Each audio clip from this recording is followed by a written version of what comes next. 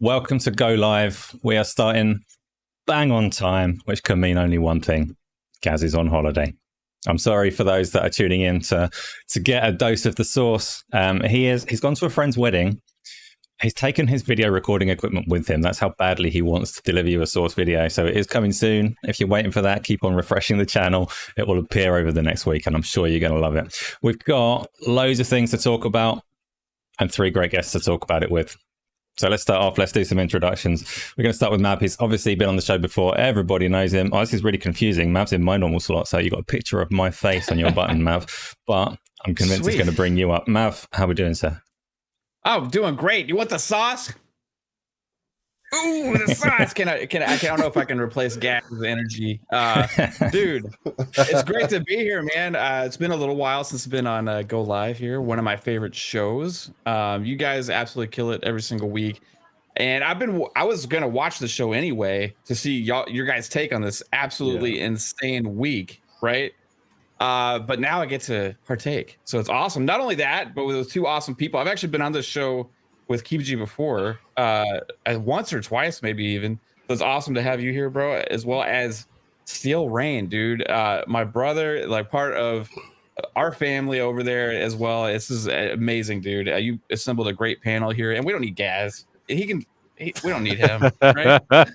You're not wrong. We're going to have a great time, and chemistry's already there. You know these guys. Like, it wasn't an accident. I know what I'm doing, arranging these guests. And you said Kibji, you've been on this show with Kibji before. He is a regular here. Everyone loves him. Kibji, how are you doing? I feel like I was like one of your first people. I don't know if that's true or not. Not the very first, but yeah, among those opening weeks, definitely. Oh, was it? Okay, yeah. But yeah, hello everybody. Thanks for welcoming me back. It's Keebs here, also known as Tony. And yeah, it's been a crazy week. This is a week that's I think Gaz is definitely going to be missing being on this show with some stuff I can imagine he would want to say. But I'm here and I'm ready to chat with you guys, like seriously. Because it's like Mav said, like I've been on shows with Mav before, but this is a first with me being with Steel here. So hey, I'm excited to do that, man. It's good to meet you.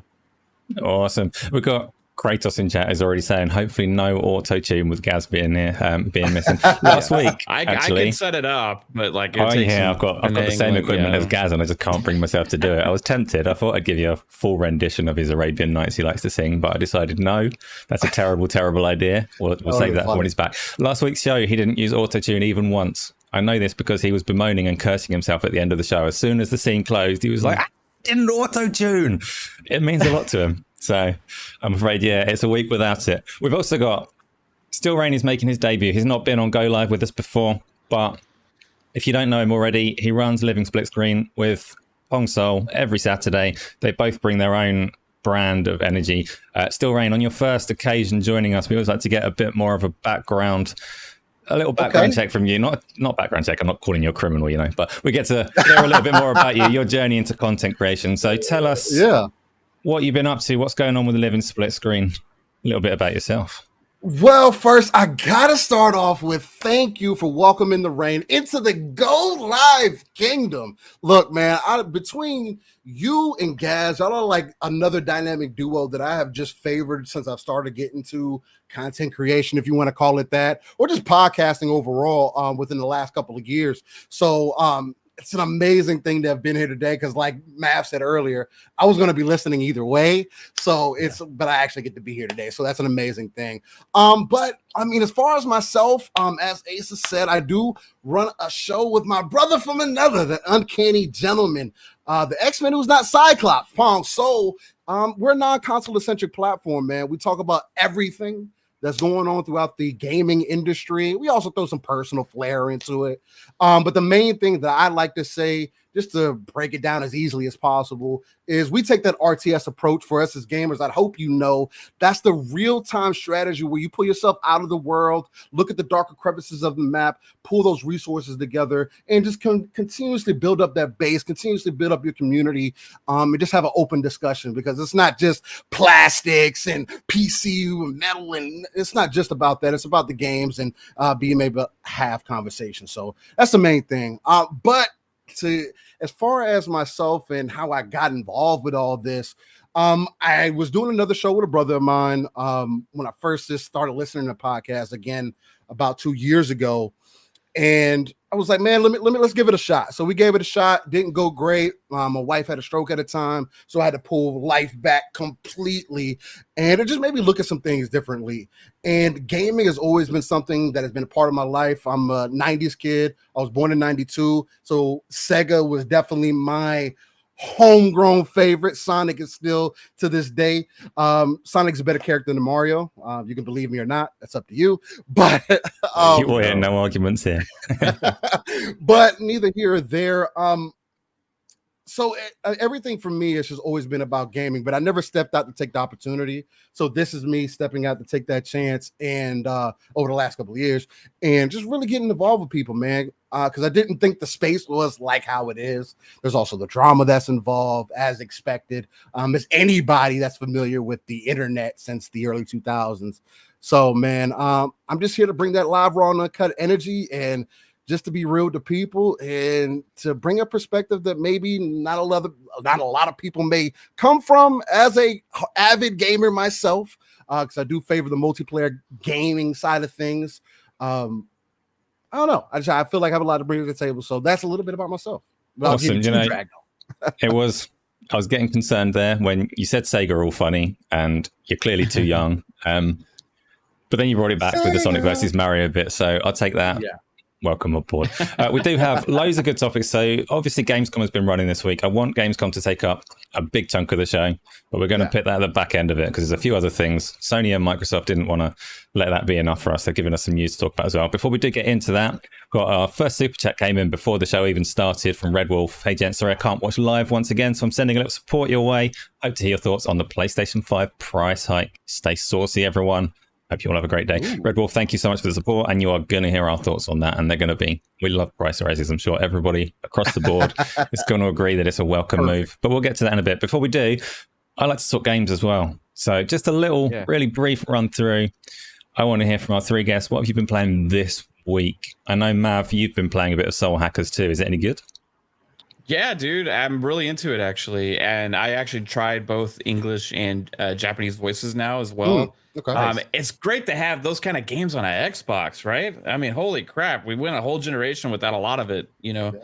And now Atlas makes its way over there. I've been waiting for that time to come for a while because that's my preferred platform. I play on everything, but I prefer to play games there. So when it's a genre that I love, it's just awesome to have it like in my home space of like I don't have to go turn on another console. I got everything right there in my library. Soul Hackers 2 is legit though, man. Like it's got that whole Shin Megami Tensei story persona thing going on with it, and a classic turn-based JRPG feel. The voices and the personality and the story is like excellent so far as well. So I'm digging that. But besides that, I've also been getting heavy back into Battlefield, because that game is really good again. Which one? 2042. 2042. Nice, yeah. It is cool. Really good now. Like all of the updates that they've done have like polished it up really good, and they got a new season happening on the 30th. So I've been diving back into that. I've been playing some Saints Row, been playing some Madden, been playing I play a lot of different games, dude. So it's kind of hard to like say everything I've been playing, but mainly the last couple of days Battlefield and that's Soul Hackers for sure. So I want to know. So I don't know a lot about Soul Hackers at all. You've just told me it's a JRPG, so I'm interested. Is it set in a school? It is not, which is a great thing because that's what does that mean, Asa? Everyone has to be in the school. No, quite the opposite. See, I like a Japanese RPG, but I would rather they weren't set in high schools. I don't understand that obsession. Even a game as good as Persona, I'm like, yeah, can we not? Persona 5 is like great when you're not spending hours walking around talking to teachers and students in a freaking school. right? And then also Fire Emblem Three Houses. I was so excited for that game. So excited. But you spend almost all of your time walking around this dull-looking environment, going and talking to just random people, and before you can get back into the actual action and the great gameplay. So yes, dude, that is like one of my biggest gripes with a lot of those games is so much time spent around this like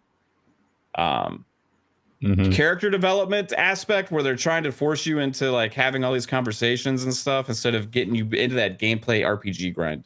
Anyway, I don't mind the character development if the characters aren't high school students, and I don't want to know. Just go away. At least a different environment, right? What if they're the age of high school students, but they aren't in high school? Nah. Do you know, I'm sure that's fine, Kibji. I'm going to accept that. We'll let it go. It's not set in a high school. I'm happy. Kibji, what have you been playing? I've been playing a good handful of stuff lately. This might shock everybody here, but last weekend I wrapped up playing God of War 2018 for the first time ever. Nice. Yeah, so that was pretty freaking awesome. Personally, still think Red Dead 2 deserved Game of the Year that year, but I completely get like why that won that year. But yeah, that was the last big single player adventure. The past couple weeks, I have been doing like an episodic thing. This is kind of a plug-in, but we're halfway through it, so I don't know. But every Friday, I have been playing As Dusk Falls with my community. And that is like the new Xbox Game Studios, and I forget the other studio that they partnered with to do, but it's like the highest budget visual novel. I don't know if it was out last month, but that game, As Dusk Falls, I hope that's nominated for Best Narrative this year. It should be shockingly good, like to me, at least to me. I like all the characters. I think the dialogues feel supernatural. The art style I got really used to fast. When I think of it as like a really high budget, the highest budget visual novel ever. That's the way I think of it. Do you like one character more than the others? Is there one that stood out to you the most? It's tough because I like a lot of them. I like the main character. Well, I call him the main character of the first half. Vince? Vince, yeah, Vince. Yeah, me too. Yeah, he's awesome. Yeah, there's certain points where I'm like, please, for the love of God, don't let Vince. Like last time we played, I was freaking out, and it's cool because the chat gets to choose too. Like, I thought the multiplayer aspect using that. Yeah, I thought that aspect would be really cheesy, but like doing that with friends is actually a lot of fun because you're collectively choosing like to influence a show you're watching. I'm never gonna beat Elden Ring ever, but I've hopped back into that. Okay. I'm like over 100 hours into that game. My friend tells me like you're about halfway. I'm like, great. and just before this stream, I was hitting that Splatoon 3 demo. That's kind of out only today. Splatoon 3, if you want to try that out after the show's over, or maybe while it's going on, Splatoon 3 has a demo you can try out, and it's really good to be back. So it's a demo only for a day? Yeah, because it's called something like a Splatfest where you represent. Okay. They had this thing where it's like wolves versus vampires or peanut butter or jelly, and you like pick a team to represent, and they have that going on for just today. So you pick rock, paper, scissors. I pick paper by accident. There's opportunity in this then. So As Dusk Falls, if you haven't already played it, you probably don't want to catch the story halfway through. But if you have already played it, perfect opportunity to jump into Kibbage's stream and absolutely sabotage the story. If you head to Twitch, you could see like the previous episodes, but each of them are around like an hour and a half, so might be something to have going on. But yeah, if you halfway through, you could jump in next Friday. There we go. And of course, Still Rain. Yeah. What have you been playing? For me here recently, I started off getting back into Spider-Man on PC. It's different, man. The last time I played it was in 2018 when it released on the PlayStation 4. It was the Pro. So you had a good experience, 30 FPS, gameplay smooth. And I thoroughly enjoyed it then. Played through on the spectacular difficulty, as I always do with most games that I play, try to beat myself up. But no, it's thoroughly enjoyable on PC, man. It's so different, bro. Like being able to play at a higher fidelity, of better frames. The game overall just plays better, feels smoother. I didn't play any of the original DLC either. So now I'm gonna have that experience played in a better really quality cool. and everything. So that's gonna be really dope. Yeah, and then I also had a bug when I played it originally. I almost 100% of the game, but I couldn't because one of the last lab stations glitched out. So anytime I approached it, it wouldn't do anything. And I tried to reload the game and it didn't work. So I gave up on it. But other than that, I also have been back into Warframe. My brother is a bad... He just causes bad habits for me, man. I get back involved with exes that I just feel like I let go.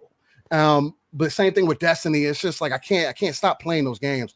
But the main thing for me this week has been SD Gundam Battle Alliance. It's a mecha action game, basically. You can play co-op or you can play by yourself. You can bring along 2 other Gundam pals or other mechs that you get throughout the story. You can level them up. That's basically what the game's about. You get your mech, you level it up, fight through the story, and you end up doing harder content. I'd imagine, because I'm only about 6 hours in right now. What was this game called? SD Gundam Battle SD Alliance. Gundam. Yeah, just released. It's basically like, if you're familiar with normal Gundam, it's basically the miniature version or the chibi version, as some may know as. Yeah. It's been really dope. Yeah. As an action game and everything, it's one of those things because the main thing that made me get a PlayStation 4 originally was a game called Gundam Breaker 3. No other game. And it gives me some of that, but I'm still waiting for a game of that caliber to come back, because that was a game that you had to import. It didn't come out to the West. I actually had to import it from Singapore, but it gives me some of those vibes, man. It's really simplistic, really dope to jump in and out of. And again, it's open co-op. So like you can just jump into a quick match real quick with some randoms, or you can play by yourself, man. But it's been a good time. So yeah. I could not play with randoms on co-op, but apart from that, you're selling it to me. The another super chat, Purple Tree Frog, also can't watch live because of work. A sad Purple Tree Frog, we miss you, but it's all right. Any thoughts on the Bloomberg interview where C-Box, I'm going to plug in an X there, where Xbox was described as the home of Halo, Microsoft, and Sonic. Purple Tree Frog, we are going to... that was funny. Purple Tree Frog. Friend, we are going to discuss this a bit later on, the whole interview with Phil Spencer, so we will loop back to that. Thank you very much for the super chat. We're going to go on to the topic that a lot of people have been popping in and asking us to talk about now, which is Sony's bad week. Ooh. They kicked off their week, and this might not affect so many people and it might not amount to anything, but they kicked off their week with a well-covered in the UK legal challenge on their anti-competitive practices with their online store. So you've probably seen the news spread around. In the UK, it was covered by major news outlets, which is probably more significant than the lawsuit itself. But they are supposedly anti-consumer and anti-competitive because they have a complete stranglehold on their own digital store, and they are charging publishers and developers 30% for every transaction that goes through that store, which is the industry standard in pretty much every digital store, but Sony have been singled out and targeted for this lawsuit. That went on, and this one's entirely Sony's fault. Nobody did this and inflicted this on them, arguably, unless you want to talk about global economy, but we all know what's coming here. Sony then announced that they're raising the price of the PlayStation 5, not for these 3 guests that I've got, because you're all sitting in America and Sony like you, but for the rest of us all over the world, Sony are increasing the price of both models of PlayStation 5. They are putting it down to inflation and global economy and supply chain strains and all the rest of it. But it's not insignificant. In the UK, it's £30, it's €50, it's some amount of yen. They're even raising the price in Japan, pretty much everywhere, every major market except the US of A. Kibaji, why do they like you more than the rest of us? Because I have the blue background. Well, then why do they like Mav more than the rest of us, Kibaji? What's going on? Well, I mean, that's actually a good question to ask everybody here because yeah, I was listening to Kind of Funny just last night about this, and they brought up a good point of just like, how come if they're doing this, it's interesting that they're not making this just a global thing, like, and just choosing the US to not be included in it. I mean, obviously, if we are on the selfish level, like, cool, yay, we don't get it risen, but I do find that a little bit interesting and kind of am curious to hear their reasoning for that. But I don't know, the US thing, maybe that's their primary market and they don't want the sales to slow down there. There's many thoughts about this, but I'm trying to stick to the US part of it because I think that is a really interesting thing. You have absolutely gathered what I was getting at there. I say, like, why do they like you or fear you more than the rest of us? But it is just questioning that particular element of what they've come out and said there, why there is an exclusion, why it's such a key, significant one. Still Rain, I know you've already spoken about this a bit today, but what's going on? Why has the price gone up? Are the things they said in that statement legitimate, sound reasons to increase the price? Do they need to do this? When you say, do they need to do this? No, they don't need to do this. In an era where you're getting more microtransactions than ever, more DLC than ever, more incomplete games than ever, you're getting better sales than ever. You've sold more consoles than ever at this point in the generation. And you've also come out and said that you're profitable. You coming out and saying these things, it's probably a double-edged sword. Not even probably, is a double-edged sword at this point, because you're basically telling your consumer base that, well, there's real world stuff going on, but it's messing us up too. And instead of us eating that cost, which we could easily do, we know that you're going to spend this money for this console regardless, because we're in the top 10 of brand loyalty. Why wouldn't you? It's the most recognized console that you can ever think of. You can ask your great grandmother, she's going to say PlayStation. Random stranger, PlayStation. 9 times out of 10, that's why they're doing this. There's no other reason. They didn't need to do it. And the thing that just boggles my mind about it, because it also depends on what angle of the conversation you want to lean on. If you want to come from it at a business sense, sure, they could have done this. Oh, everybody's impacted. Inflation's high. We're in a recession right now. There's so many things that are impacting that. Just sending things across country is a major problem when they're being developed overseas. Like, it's just, there's so much that goes into it if you want to think about it like that. But we're consumers. Unless you're working for these companies, none of that is of your concern. What does it matter to you as a consumer? And the fact that PlayStation and Sony had the cojones to look at everyone, not even look, but write a post and say, hey, by the way, gotta go up a little bit. But y'all understand. So Hargeet's thrown in a big old super chat there saying that Sony has essentially raised the price in the US as well, as they're making the Horizon Forbidden West bundle more available than the base PlayStation 5. And that's the reason that it's not officially up in the US beyond, because the price comparisons are always in US dollars. And that leads into another part of the question, another part of the thought that I had on this. And that's, if you are Sony and you are looking at the cost of this console and you've made the decision that you need to charge a little bit more money, that it's not working out so well for you, particularly if you're ramping up production and all the rest of it, wouldn't you try and mitigate it or disguise it in some way by doing like Hargeet says there, like they have done in the US, by bundling it in with a game to recoup some of that cost or something along those lines? Mav, how would you handle this if you were Sony?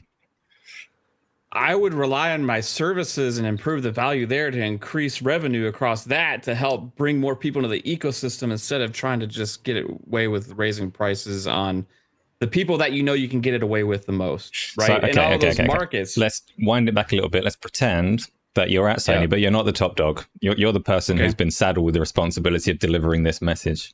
Console's going up in price. What are you going to do? How are you going to deliver that to the masses? How am I going to deliver the message? How are you going to deliver it? How are you going to handle the price increase? Yeah. So as Jim Ryan or whoever, I'm going to say, all right, we have two options. Okay. I can either take the easy way out, and I see all the people out there, first off, that's like business splaining and Sony splaining this stuff to everybody, like economics, inflation. Everybody understands that. Nobody's saying that it's not affecting them. Right. And everybody out there that is trying to make this like explanation, it comes across as like business defense of corporations, like that is actually raising the price upon consumers, when everybody understands this. So if I was Sony, first off, that you're going to take an image hit when you do this in all of these markets that you're very strong in. Yeah. Right. And the markets they did it in, they're all 2-to-1, 3-to-1 or more. Right. They didn't do it in the US because they're very close. So Sony is being smart here in a very bad way. And in one way, they're saying, well, we can take the easy approach and we know we're not going to get affected in those markets. So let's just go ahead and raise the price there. But that's not what I would do. I would go out and I would say, we're going to keep the prices the same. We're going to release more good products and just keep relishing in this great profit that we're already experiencing and keep things, for the most part, status quo, except then and trying to improve the ecosystem more. That's not necessarily something they had to attack in a very big way like this. Like, they don't have to go out and raise the prices across the board. It was not that much of a necessity. There's tons of other businesses out there that are consumer electronics that are ecosystem driven as well. It's not just the hardware that makes them money. Console manufacturers are used to taking a loss on hardware. In fact, when they launch a platform, they're used to that extending out months and months and months. PlayStation has been profitable on the actual console hardware since August of 2021. That took them 9 months to become profitable. They were taking a loss at that time. So for the last year, they've been profitable on the actual hardware. Okay. So can they afford to say, well, look, we're still making record profits, which we had just announced to the public. Pete, we already raised our price on games that somehow everybody was okay with, and all this stuff. So they could do one of two things. They look at it and say, well, we're going to raise the prices to people we know we can get away with, or stay the status quo and relish on good faith to the consumer, which is what they should have done. That's what I would have done. Right. Instead, they're taking this like raising the barrier approach, making and doubling down on this premium attitude that they have, the arrogance that was visible early in the PS3 generation, that is very much visible at the beginning of the PS5 generation and persisted now through this. It is hurting them very much. And their offset to that is trying to do this. Well, we're doing things with services. We have this essentials and extra and premium tiers now that we're trying to provide value and all these kind of things, but they're doing it very half approach, right? There's games that could be in there right now that would drive consumers to actually subscribe to those services that would also help offset those costs as well. If they were to put Gran Turismo 7, which did not sell very well, Horizon Forbidden West, which did not sell very well, into their service, already they would be getting more subscribers into that, which would increase their value, increase their revenue stream, which helps offset the cost of manufacturing and hardware, just like it did with Microsoft's financials when we saw that hardware was down. Guess what? It was offset by services and Game Pass. So they're behind the 8 ball on this old school approach, right? And I think they got to get with it a little bit here, man, because in those markets, Microsoft and Xbox has a huge opportunity to take advantage of this. If they don't, they're failing, because all those markets that Sony just went up on, Microsoft can double down on that value approach. And with the more variety they have coming, that's more attractive to those markets, it might not be as difficult as it was this last generation, right? So anyway, that's what I do. I stay status quo, man. Gaz is ruining a wedding right now. You're naked. That's my fear with that message. For those that are listening, Gaz is saying he's naked. Yeah. Yeah, if you are listening on Spotify, Gaz has turned up from his holiday just to let us all know that he is not wearing clothes right now. So there's a picture for everybody. Next question. So, Still Rain, you are welcome to loop back to what other people have said in response to any of that. Yeah. But question now, Nintendo have come out and said that they're not following suit. Their price isn't going up, which makes sense because it probably costs about as much as a pair of socks to make that thing. Microsoft, on the other hand, have also said that they're not going to be increasing the price of their consoles, but those consoles are architecturally very, very similar to the PlayStation 5. The Series S in particular, there is no fat on the price of that console whatsoever. So they must be suffering selling those consoles at a loss, don't you reckon? Should they be doing anything about it? Should they hold fast with the might of Microsoft and keep the console where it is? No, because I mean, in the hardware business, when you're trying to get these products to consumers, and just I would think as a business overall, especially when you have that wide of a reach, which is really the biggest problem why I have an issue with Sony doing, because when you're doing it that way, you want to continue to take the loss as long as you can to hold that good faith for the consumer. And the reason I feel it's like, to me, I feel Sony has lost that or just doesn't care about that.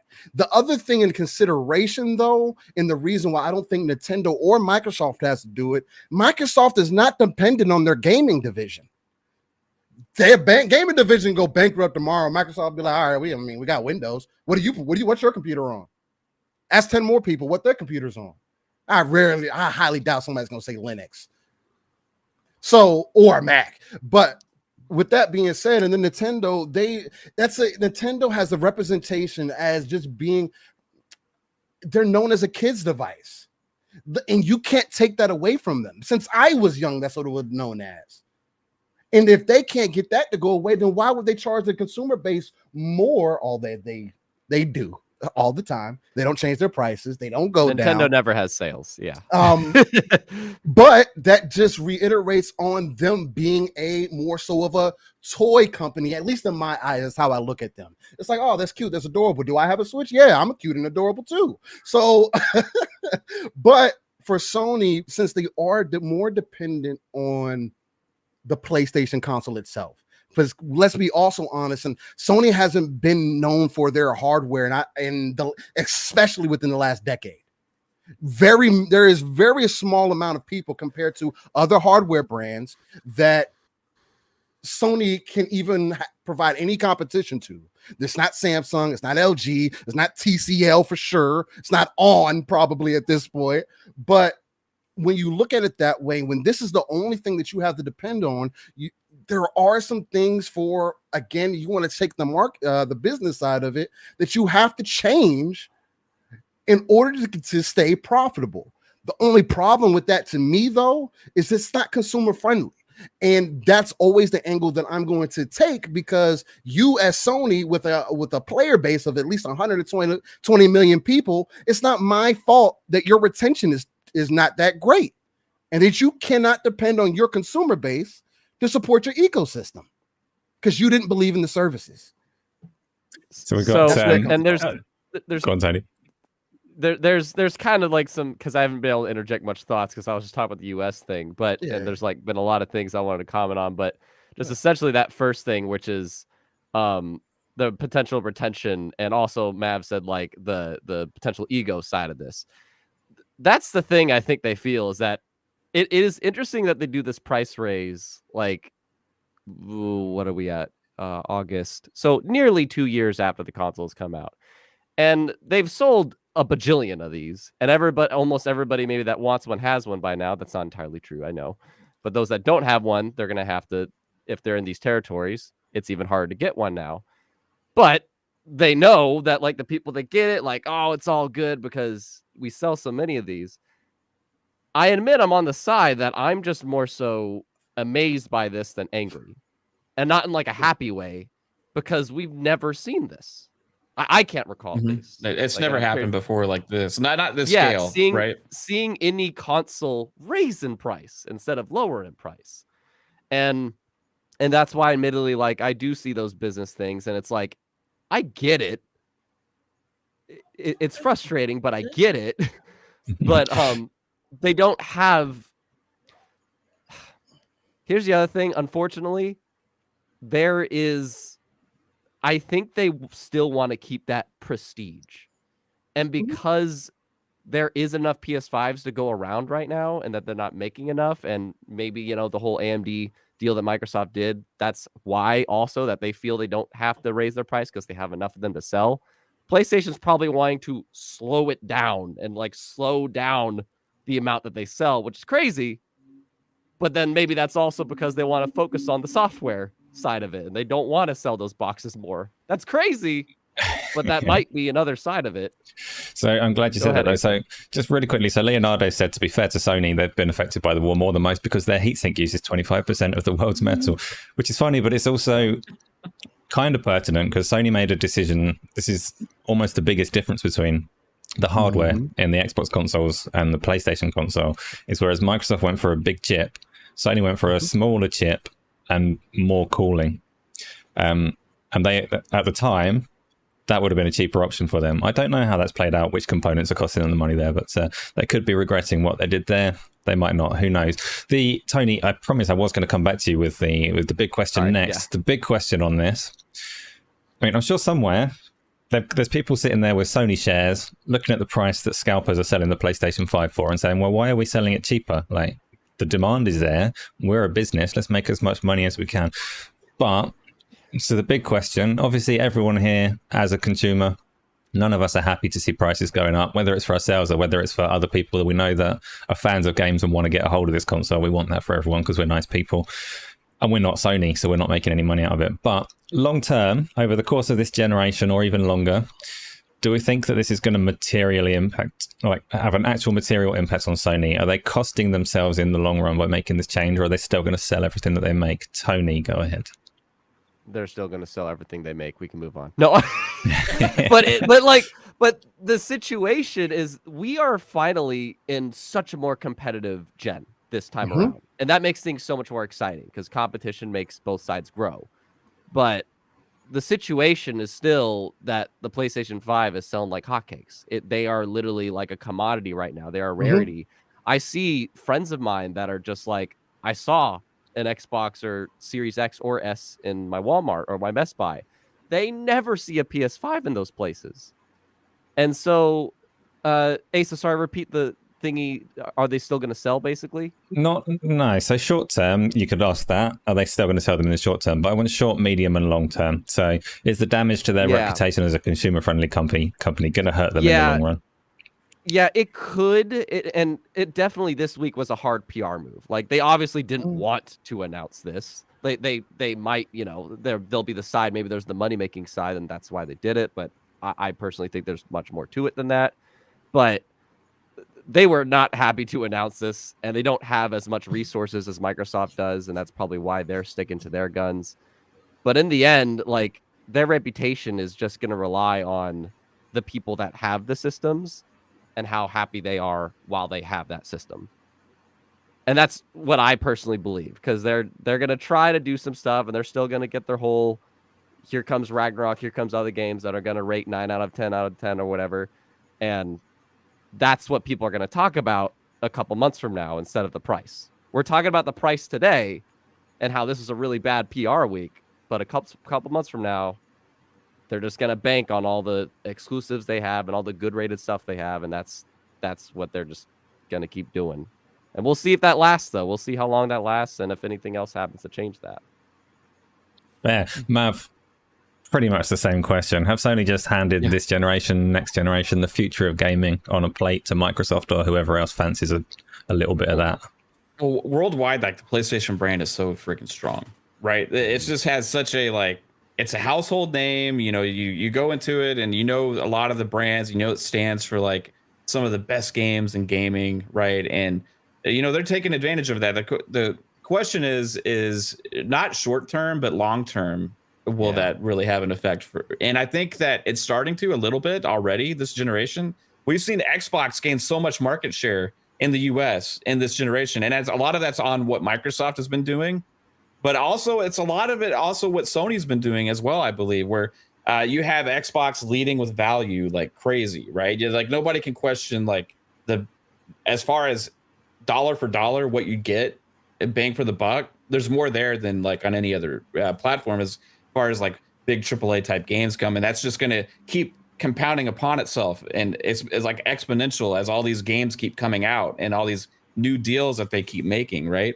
And for me, it's like when this message keeps getting stronger on one side with Xbox, and you keep having these new announcements keep being made, and then you have these opposite type announcements keep being made by PlayStation, that over time is starting to have an effect. And I think it's had an effect now already to some extent.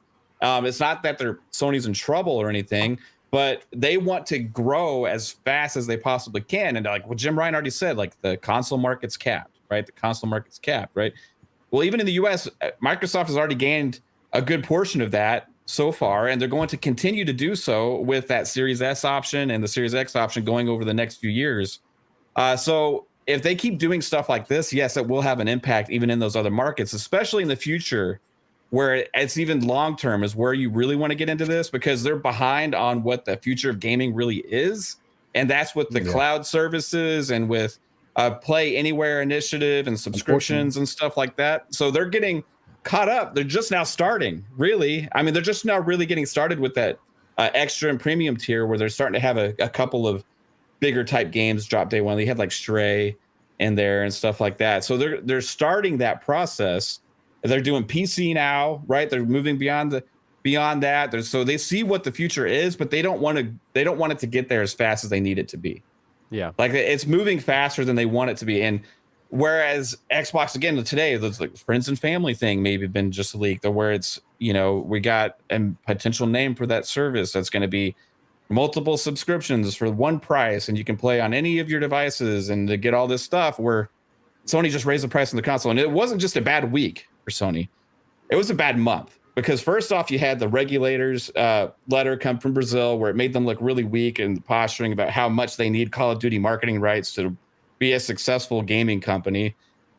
Follow that up with Microsoft's response to them. Follow that up with, like you alluded to earlier, them getting sued for overcharging customers in the UK specifically for $5 billion, followed by raising the price on your hardware in that same territory that you just got sued for overcharging your customers, right? Like it's just this, when you're trying to make a case of like, hey, this is bad for our business to the regulators in Brazil and stuff, and all this, you can imagine that's the same kind of responses they sent everywhere, right? And then you get immediately have a lawsuit filed against you for overcharging your customers, and you're trying to make complaints about other companies, and then you get followed with raising your prices again. And this isn't the first time they've raised their prices. First off, it started with the $70 price tag on games, right? So this is an ongoing trend of raising the barrier of entry into gaming, where your competitor is lowering the barrier of entry into gaming. So there's just two ways of going about it right now, and they're just a little bit behind on the second on what the future is, and I think that's going to have more of a long-term impact than anything. It's a premium. Premium quality.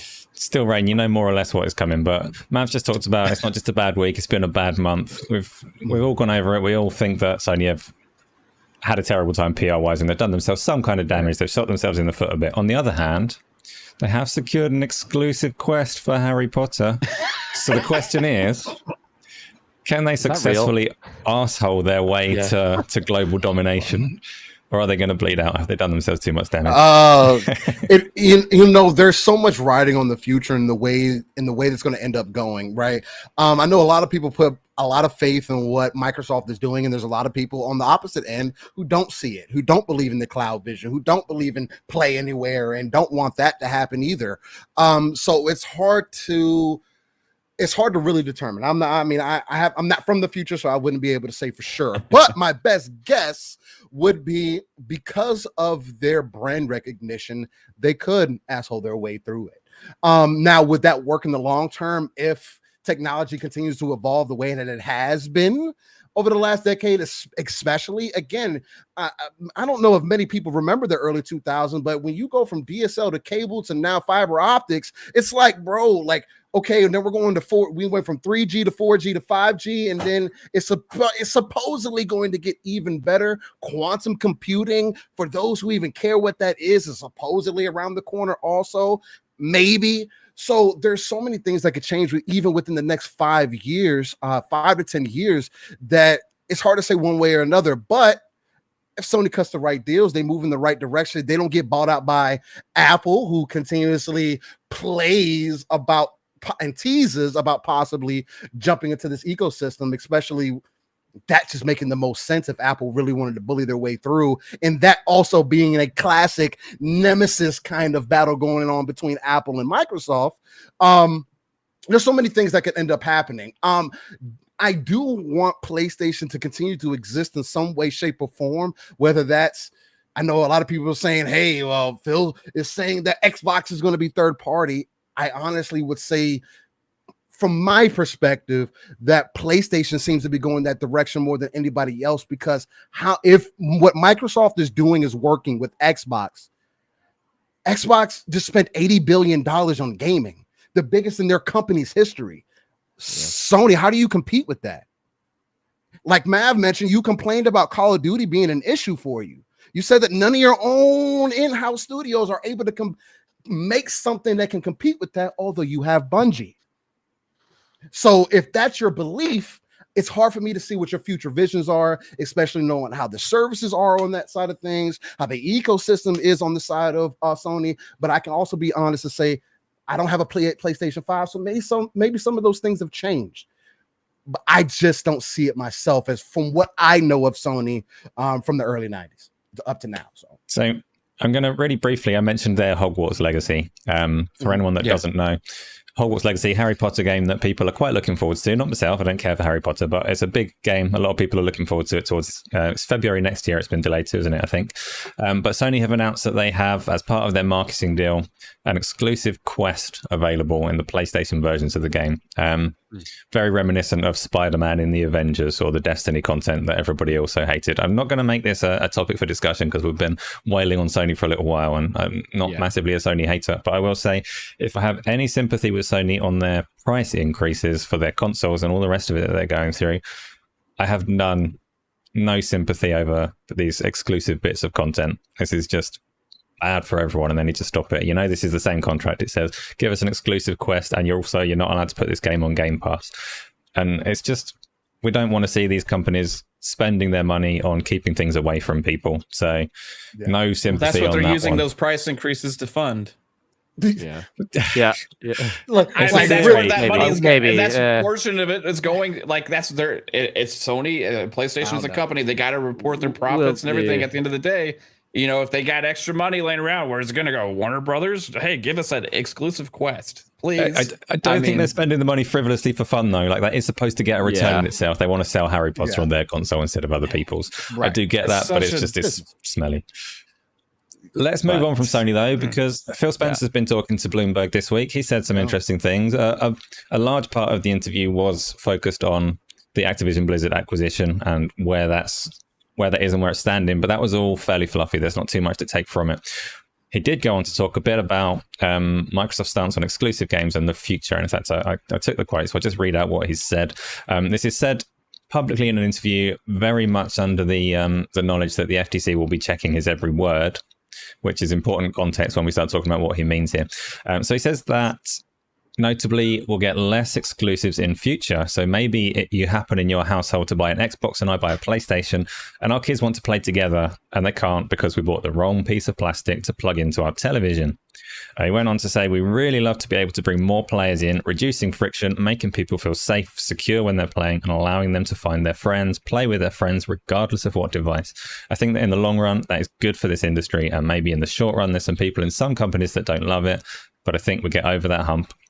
I don't see where this as we get over this hump and see where this industry can continue to grow, it proves out to be true. So a lot of words, and a lot of them are subject to some degree of interpretation. It has all been said very much in the knowledge that it is being read by a lot of people with a lot of different agendas. So, Kibaji, what's he saying here? What's the future of exclusives on Xbox and other consoles? Well, especially because he's speaking from his perspective of that's what he believes, but that's especially the direction the company he represents is going. Like, that's of the big three, that's definitely between PlayStation, Xbox, and Nintendo. Xbox is the one that's putting Ori, freaking, Xbox Game Studio, the publishing branch, a game that they made on Nintendo Switch. They're the ones that are somehow, they're okay getting Death Stranding on their PC Game Pass. They're okay letting Minecraft, COD, and potentially Elder Scrolls, we'll see, go on whatever they want to publish on.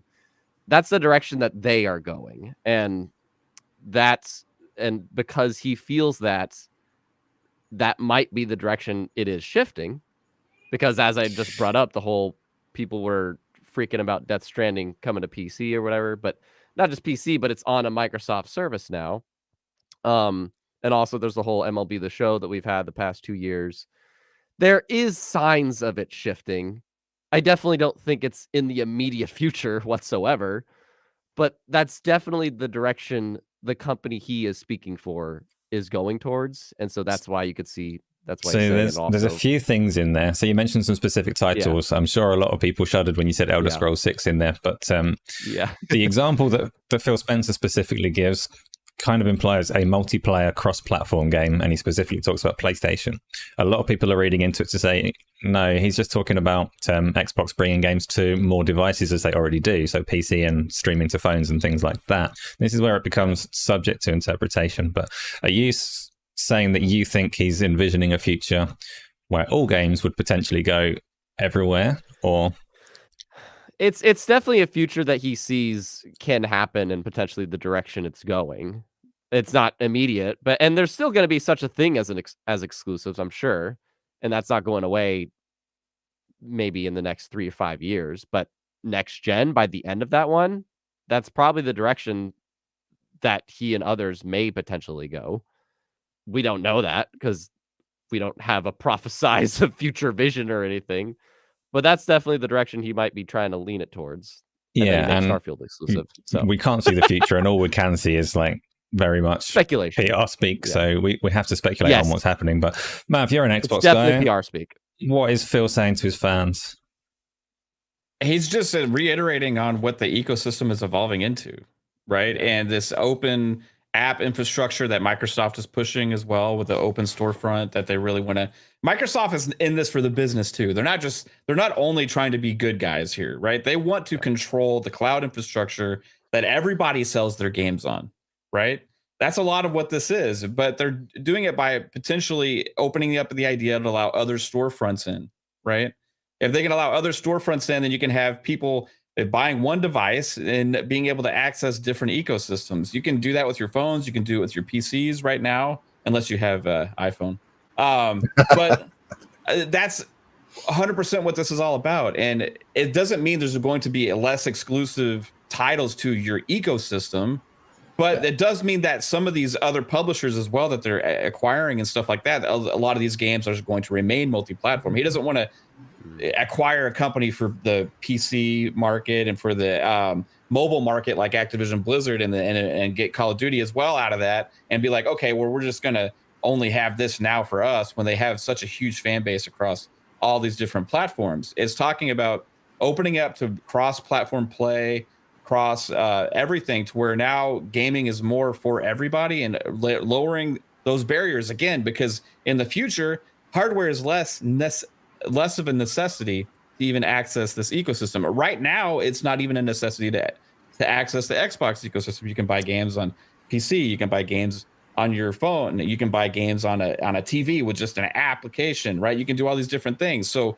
when you're going in and you're into this ecosystem, you can do all these different things and buy all these different games and stuff. Now, what if the other competition isn't doing that? Right? They just relegated, hey, we want to have a box and we want to sell games for our box, and we want only people to be able to play with other people that own this box, right? That's where it's coming from. That's where the future is changing to where you're going to have more of a cross migration of people, less console fanboy warish type future, where it's more about, okay, I subscribe to this service. I subscribe to this service. Yeah. Just like TV and movies and all these different things that we do now, as like with music as well. But there will still be those exclusive things that are going to drive you to choose that service, right? Like a Stranger Things on Netflix, like all these other services. You're still going to have your Halo and the Game Pass app. You're still going to have Starfield or whatever that they decide to make those selling points, right? And these other things that are known for being, well, this is for everybody. You know, they're going to have sell on those other ecosystems, on those other devices, but still have you be able to subscribe on yours. So then at that point, the exclusivity is still in the value you're getting by only having to pay for the subscription. So it just makes sense. People can't see past this like box ecosystem that we're in now. Yeah, there's a lot of people that have said like we're transitioning to the content war, not the console war. Yeah, that's it. IP. We're transitioning to content war, not console war. That's it. So, Mav, I'm just one more thing before I get to you, Still Rain. So, one thing that Phil Spencer said there is that there are some players in the industry at the moment that might be reluctant to see this future that Phil Spencer's trying to lead. So, Phil Spencer's obviously got a massive amount of influence and complete control over the direction that Xbox take. Is it going to be enough to change the direction of, and well, first of all, who's he talking about that's reluctant, and how long is it going to take for them to change their ways? I think Sony's like begrudgingly doing it. They know what the future is, but they're not ready to dive in all the way right now because they're a hardware company, right? Like they've been a hardware company from the start. They entered this ecosystem as a hardware company. Like they made TVs, electronics, and all this kind of stuff. They made a device to sell games within their device, right? And they wanted games to be able to sell more of that device, to be able to sell more games on that device. It was like this really good ecosystem, but they are capped out at that. The most that they've ever sold of one of those devices in the PS2 era at 157 million, which they have not reached since then, right? So if you have a closed off ecosystem, you're only capping yourself out about what you can do there. So that's why they're doing PC and stuff. But they're just now getting into that. And then when they go out, then what he's alluding to, maybe potentially Sony with those arguments against the Brazilian regulators, and that were made clear, saying that, Microsoft actually said they were fearful of the new ecosystem, the new way of business that's adding value other than the old school way. So like there's certain companies that have been so stuck in their ways, and they're kind of like being drug along, and they feel like Microsoft is pulling them along faster than they want to have to be. But it's not just Microsoft that's actually pulling them along, it's technology. If this wouldn't be possible if the technology wasn't there to make it possible in the first place, right? Because the technology has gotten there, it's an inevitable. It happened with TVs and movies, it happened with music, and now the next step is gaming, right? And that's where this is going. Now, Nintendo's going to be the last. Yeah, right, 100%. But they're also the least that necessarily need to dive into this, right? Because if you have games like Sony has that are for, those traditional type big games, you have PC players can play a lot of those types of games, and Xbox players used to playing a lot of those kind of games. That's more of a direct competition. Nintendo has its own niche carved out to where it's like the separate thing that they do that is very like for the family, that is sold as a handheld first off, right? That makes it more accessible across the board. So they were in some ways ahead with the accessibility as far as being with mobile being able to take it anywhere you go, right? But they're still going to relegate it to their ecosystem of the device for a long time, until it becomes so transparent that nobody just wants to buy devices anymore. So I don't know when that'll happen. The technology's got to get to the point to where it's so much better that for the enthusiast to not want to buy a dedicated device. Now, some people also took that said that Microsoft said that they're going to get out of the hardware business, right? I've seen that. Well, eventually, it's hard to fathom, people, but eventually technology will be to the point where it's actually more beneficial to not even have a dedicated device, because the device was running somewhere else are going to be way better than what you can afford to put in your own house. However, for the long term right now, the Microsoft's already said they're working on new devices, right? That team is already working on new hardware and stuff. So a lot of the interview was going on like 20 years into the future, right? Like they're talking about future stuff, future, and people see that as like immediacy, and they freak out. You know what I mean? So it was a very interesting interview, but I think specifically on that, I think he's talking about Sony and Nintendo. So, okay. So Still Rain, you disappeared for a bit of that, but I'm sure you know what interview we're talking about and what quote we're talking about. So Still Rain, you have free reign. What do you think Phil Spencer's at with that Bloomberg interview? It's a lot of what Matt touched on. He's it just reiterating what Xbox believes in and what he sold Satya on to even get them this direction, to even, like I touched on earlier, make a transaction as big as Microsoft has ever made. Because if that wasn't the case, it wouldn't have happened this way. This isn't anything immediate. There is a slight change that is happening over time, and a lot of people, I don't know. I never thought, like when I look back on it, that internet was going to be more prevalent than you having cable. TV isn't even as relevant anymore, and everything is so derived off the internet now. So the only thing that makes sense, like Matt touched on, the PlayStation 2 generation selling more than any other console generation, so 152 million. Why did it do that? Because it also served as a DVD player. It gave people other accessibilities. It was cheaper to get this option that did these other things versus me just getting a single device for this. It also eventually met that $200 price point. Also, that right? also, and that exactly that too, which is the Series S has the potential to do also.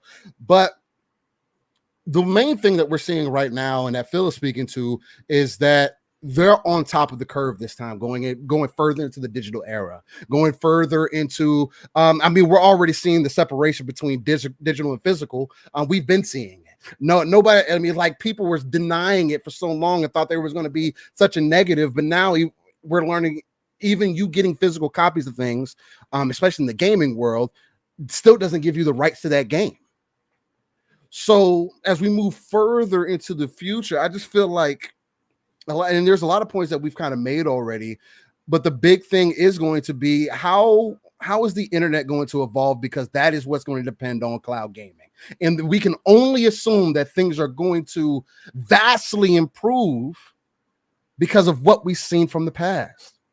Like, what else is to be of expected? I mean, other markets are already getting better internet speeds, and it's just like, especially in the United States, it's such a huge problem because a lot of people downplay it because not everybody has that accessibility. I know people try to make it seem like, oh, everybody has internet and it's easily accessible. No, it's not. It's not everybody has internet. So that's why people are still have this denial about, oh, well, yeah, where I'm always going to have a console. For you to say that that the console at some point is irrelevant to me, and me getting these exclusives on my box doesn't matter anymore. That's hogwash. I can't understand that. But like you guys mentioned, like you said, it was content wars. I see it more as a service war. A service war that Xbox has been ahead of since they released Xbox Live. Microsoft is good at this. This is their playground now.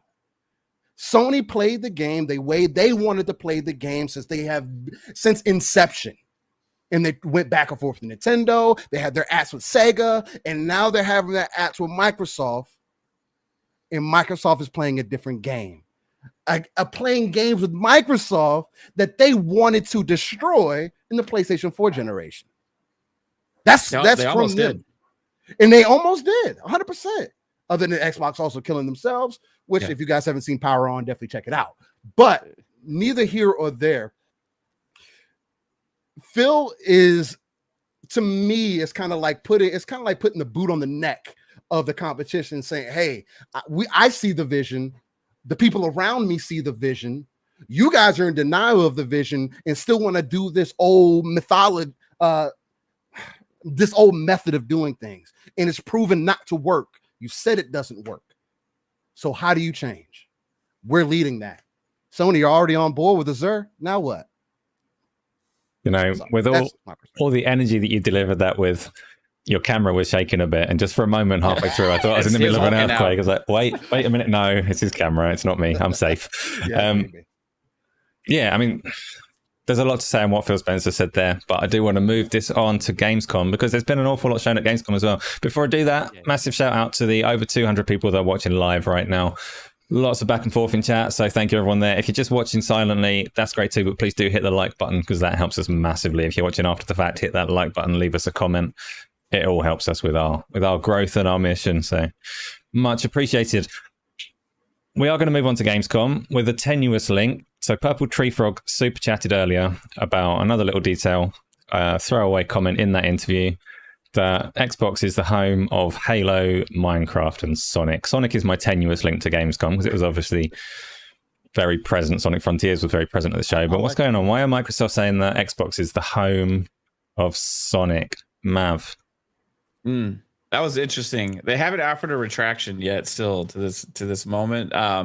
That it was only compounded by the fact that and hopefully to Microsoft, future home of Call of Duty as well. So it is like, what was, so they're not just talking about just games that are on the system. They're talking about games that it's the home for them. But like, I think it's just some editor that didn't know what the heck they were doing and put that together. It would be nice to say that, but they don't necessarily have to offer a retraction, because technically they're not lying. You can play Sonic on the Xbox, but it is still like fun to like think about because of all of the ties that Xbox has had with Sega lately. They announced that cloud partnership. We've been seeing Sega games go into Game Pass day one on PC Game Pass and on the console Game Pass recently as well. So that relationship is extremely strong. You had the past stuff with like Aaron Greenberg tweeting pictures of hedgehogs, and you had Sega tweeting pictures of green martinis or whatever they were doing, you know, all that fun stuff back then that we all speculated on. And you compound that with the fact of Phil in that interview talking about, you know, looking for targets in other territories where they're not strong right now with future either acquisitions or more of a presence in those areas. So you can like speculate on a lot of that stuff, and it's a lot of fun to do. We do it all the time. But honestly, with this situation, I just think it's just the video thing, because they couldn't have possibly known. Like the person making that little intro for Bloomberg could not know that Microsoft is acquiring Sega, because if they did, then that would be really bad. And even if there was like some story behind this, like you've seen things where I think Lara Croft and Batman were like integral parts of the Xbox One branding, but they weren't like, so it's just, I wouldn't think about it too much personally. Yeah. Maybe it could be a Game Pass deal that they haven't announced yet also, and maybe something like that. But I don't, even then, Bloomberg wouldn't know. Yeah. Right. And well, Jason Schreier knows some stuff, so I take that back. You know, he always acts like he knows everything. So maybe they do know something. I don't know. Right, I'm going to take this tenuous link to Gamescom a step further. So, Still Rain, you already said Sonic is better than Mario to you, so I'm going to take it that you're a bit of a Sonic fan. Are you looking forward to playing Sonic Frontiers based on this Gamescom showing? Woo. How are you feeling about Sonic Frontiers on the Xbox?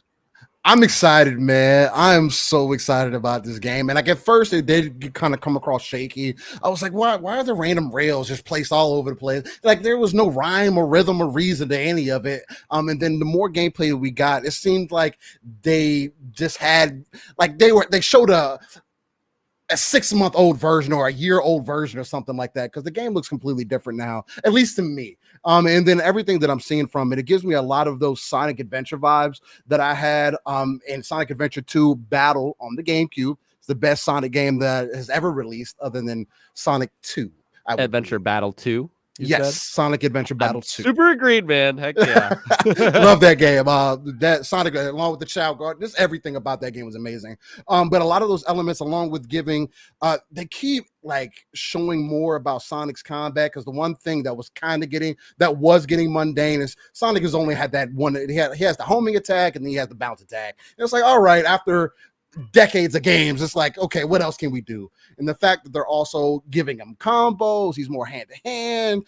His trail actually does damage by doing the loops around the different enemies and everything. There's a lot of cool concepts that they're adding in there. And then with that last scene that they showed where Amy was trapped, when they evolve Amy for it, it's always interesting to see how they end up playing that out. And Sonic also seems to be very well voice acted, because that's something else that means a lot to me. From the movies, he's very well voice acted in that also. And if Sonic Frontiers hits all the right notes, Sega has the perfect opportunity to lift their main IP up and completely revitalize it to where it needs to be. Because Sonic is more important than Mario. Definitely a better character, I'll give you that. Kibaji, you expressed a bit of Sonic enthusiasm there. Tell me about Sonic Frontiers and how you feel about that so far. Well, going into because they released a list of games that they were going to talk about or show at the Gamescom opening night live, and Sonic Frontiers was, I think, at like the top of that list. And the main thing I was hoping is, if this game, Sega's holding to their guns, and I saw a lot of people saying like, just push it back, it's fine. Just push it back, it's fine. But they're holding to their guns, and I just wanted to see more of the open zone. Sorry, I was about to say the other phrase, but open zone part of the game, because that seemed a little bit empty the last time we saw it. But this trailer was a lot more like fast paced, because they showed like the cool parts, obviously. But what we got to see in this new trailer was the middle ground parts, like the traditional Sonic levels that we're used to, which is like where you see him going through, like, it looks like just a giant space that was made in the middle of nowhere, and he's just going through like streets and stuff. And that's what I feel I've seen more of Sonic. So that part looked cool. The open zone part is the part that I'm still curious if they manage to just make it seem a bit more lively, is the word I'm going to use. Out, yeah, it's that horrible muted color palette that it has that kills the hub open world for me, as well as there's nothing. It just seems like random stuff is kind of thrown around the world too. But the main note to me, though, man, and this is the stuff I was seeing on Twitter, they're putting this thing up next to God of War Ragnarok. Sega doesn't give a crap, man. They don't give a crap. That's perfect. I'm sure there's a bit of an overlapping audience, but yeah, that's a weird one to worry about. Crazy, Mav, dude. Mav, you expressed no particular. There was nothing on your face when we talked about Sonic, so you get to pick any game from Gamescom. We're going to do a bit of this because Gamescom had. There's been like 50 odd games at least shown at Gamescom, so we can't talk about all of them. What I want to do is go through our guests and just pick their brains on the ones that have caught their attention and that they want to talk about. So in chat, if there are particular games that you want to get some feedback on and have a look at, then let us know. But Mav, Gamescom, pick a game, tell us what you think of it. Ooh, overall, first off, Gamescom was very surprising. I'll have to say, like, it actually had a lot of new stuff there that I was not really anticipating it being as good as it was. Agreed. One game is hard to pick out from just because there's so much shown. But I'm gonna actually say, because this was shown during Gamescom week. So do you want me to pick one that was part of one of the big shows? It doesn't need to be your one single choice. You'll get more turns. Don't worry. So pick what you want. All right, good. I think you got new for this week. Yeah, I'll say Where Winds Meet. Then I gotta start with that, because that is like, whoa, what it looked like. Ghost of Tsushima, and somebody else put this perfectly, meets like Crouching Tiger, Hidden Dragon, right? And that was like, whoa, that looks really awesome. You got this fantasy, like Chinese mythology thing going on, but like it looks gorgeous and a fast action pace. It's an action RPG as well, so that kind of speaks more to like what I'm looking forward to playing. That game just looked absolutely sick. It came out of nowhere. I was not anticipating games like that, and I don't remember that one said 2023 or not. But just a side note here, there was a lot of these games that were announced at this show for 2023, which we already knew was extremely stacked. 2023 just got more stacked at Gamescom. It was crazy. So Where Winds Meet, apart from the fact that parts of the trailer seem to run at about 4 frames per second, it did stand out as a good-looking game. And there were a lot of games at Gamescom. This was a positive to me. There were a lot of games listed when they got to the end of that trailer and they showed the platforms, and there was no Xbox One, PlayStation 4, Switch. There's a lot more next-gen only games coming out. I can't remember if this is one of them or not. But this game raised some eyebrows. Kibaji, what did you think of it? Still, Rainer, we'll get to you. That was like, I'm glad that got brought up, because to me, like, in terms of new reveals, I think that hasn't been shown before. Correct me if I'm wrong, chat. That was like, I think that was my favorite trailer of the show. I'm not saying that was like my favorite game shown, but strictly speaking, like for a first trailer, that was sick. And I'm not saying that because I'm into like Asian culture stuff, but I'm saying that because like the cinematics and stuff were absolutely great, but they mixed in gameplay. And that's something I always appreciate when you show a game for the first time. That's a rarity. It's always a cinematic, I feel. But this one actually mixed in gameplay. I listened to my friend, watched it, and he said the same thing I did, where he's like, this looks sick, kind of a thing. So I loved it. I'm glad that got brought up, because, yeah, that was, in terms of a reveal trailer, that was probably my favorite. Yeah. Still, Rain, you look like you had something to say on this one as well. Go for it. No, the only thing that I was going to say is that so far from, I think they actually put out something on Twitter, or I saw an article, whatever the case may be. Right now, Where Winds Meet is only coming to PC. They haven't said anything about consoles or anything like that, but it doesn't mean that it can't happen, right? The PC and the consoles are pretty much talking on the same architecture at this point. It's getting built on the PC, so it just depends on if they have the funding or the dev or the talent to be able to do both, or if they even want to. So I will say to that, we went like 2 years with Hollow Knight Silksong announced, and that was only for like the Switch and PC. 2 years later, they announced it to Xbox. So it's like, and that's Game Pass day one too, also. Right? So but the more so the point of like, if it just being on PC eventually, that totally right, exactly. But Where Winds Meet was definitely a standout for me. Again, I'm all about those types of games. Me and Paul always talk about bringing more talent over from the East, especially like Korean devs, like Pearl Abyss. It's just like we got to dig deeper in that bag, because it seems like they always take that chance to not only iterate, but do something different enough that it actually becomes something, especially with like the MMOs and stuff. So, but yeah, I thought it was dope. All right, still, Rain, I'm going to feed you one now, because a lot of people in chat have quite rightly identified Atomic Heart as a trailer that was exciting. Give me your thoughts on that. We've seen a combat trailer, and it looks amazing. Go. Yeah, Atomic Heart was one of those where when I first saw it, threw me for a loop, and then this time around, seeing it again, the game looks absolutely stunning. let's say first off. Second off, these guys had to uproot themselves, or I don't know if they ended up moving out during the whole war scenario that they were going through in their country and everything. But the fact that they're still planning on releasing the game this year is still dumb. That's dumbfounding to me, especially with the way the game looks. Now, the one thing that hasn't changed is that I feel like I still have more questions about what is this game doing? Like this most recent trailer, it's like, okay, there's these robot AI people. The one grows a unicorn horn. She stabs the other one in the stomach, and then like they open up. It's like, what is going on in this game? And then there's other gameplay pieces where you see this big sphere that you're fighting, and the traversal, the combat, the gunplay. It also looks really tight. Kind of gives me some of that Bright Memory Infinite feel a little bit, but more refined. It almost comes across AAA-ish to me, at least from what I've seen from the presentation thus far. It gets me excited about it. I'm really leaning towards being day one on this one, 100%. Well, it's Game Pass game anyway, so day one's easier. Right? So download it. Perfect. I still might buy it. Oh, you're one of those supporting people. Kibaji, what do you think of this one? I'm watching it as we talk about it because I've had this in my watch later for like the past couple days, and then I'm like, that's crazy. Oh, that's right. Look at the way the melee weapons mark the armor as it goes. Right now. If you can see it clearly, just look at the way that they carve holes into the armor. It's cool. So you're watching it right now, Mav. You've presumably already seen this. What do you think of it?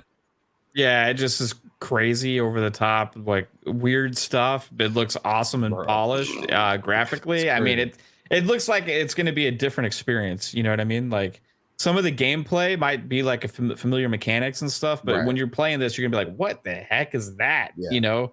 And I love stuff like that, dude. And we got a lot of that actually at the show too, with some of the other games that may be controversial as well. But this one specifically, and I remember the first trailer when they had that like Russian pop song or whatever playing, and it was like, what's going on with this? And then this trailer even brought it more, I think, to people's like attention, because there's all gameplay here. You know what I mean? It's like all gameplay, and the gameplay just looks sick and solid. The development around the world has just been absolutely taken off, bro. Like the last several years with the new game announcements, it's like, where did all these people in these studios come from that are making these games that like look amazing, dude? So this is definitely going to be a day one play for me, for sure. Hey, Jigga J in the chat put it perfectly. Atomic Heart is beautiful madness. That's what I get. That's it. Like I'm literally kind of live reacting to like the actual trailer. I have it like turned down, but like this gameplay is so freaking. It's beautiful madness, and I heard you guys already say it's polished. You guys might see like my eyes kind of go like kind of sometimes. I'm looking at a different trailer. I don't know what's in the actual live stream, but like, or I'm watching the trailer separately, but like they have this little detail of when you swipe at certain metallic creatures, it leaves a scratch there. That little detail is something I really appreciate so much. But as Steele said, this is weird, but I'm just kind of thinking this might just be one of those things that you just embrace the Bayonetta Devil May Cry side of it kind of a thing, where it's just it's a platinum polished first person shooter kind of a thing. And the psychic abilities too. This game looks like, I think it's gonna be fun. This is gonna be really fun. It's a good time. Lead us on with another one, Kibaji. Pick a game that you want to talk about.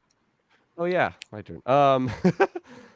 I mean, let's get the cat out of the bag. People are bringing it up, and I'm sure all of us might have thoughts about it. Lies of P. Oh, you know, let's just get that cat out of the bag. Lies of P. Okay. Because that to me, I said before, Where the Winds Meet, that was my like favorite reveal trailer. But Lies of P was kind of my show stealer, because it's that has everybody heard, chat and you guys, has everybody heard about the horror movie that is the Winnie the Pooh movie? You know. Yeah. Yeah. That's kind of what this is, that in the video game form, where we're taking the story of Pinocchio.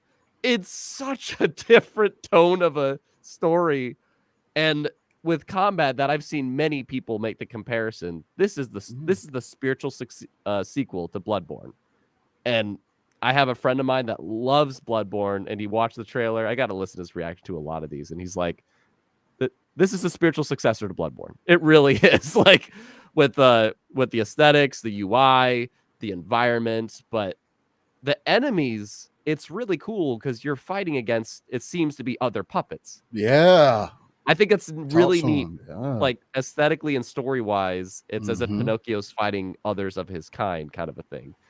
And I looked at during Xbox's day, they had like these panels for a bunch of games, and they talked about this one. And I guess even lying is gonna be an element of it. I didn't quite understand what he was saying, but he was saying like, yeah, a traditional thing of Pinocchio is lying, and that's gonna be a part of this game. Admittedly, I couldn't quite understand what he was getting at, but that's cool. Like if it is cool, I hope it's a neat part.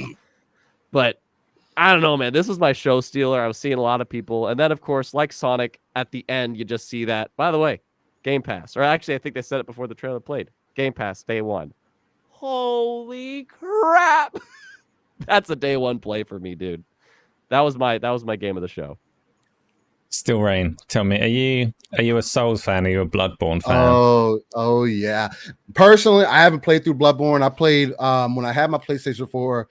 I played about 4 hours of Bloodborne. I don't know. It didn't hit me the same way that other Souls games have, like the Dark Souls series mainly. That's where I really found my love for the Souls series. But that is exactly my style of game. I love those types of games. Elden Ring is still my game of the year. It doesn't matter what other game came out this year. I'm going to give it to Elden Ring 10 times over. It just deserves it.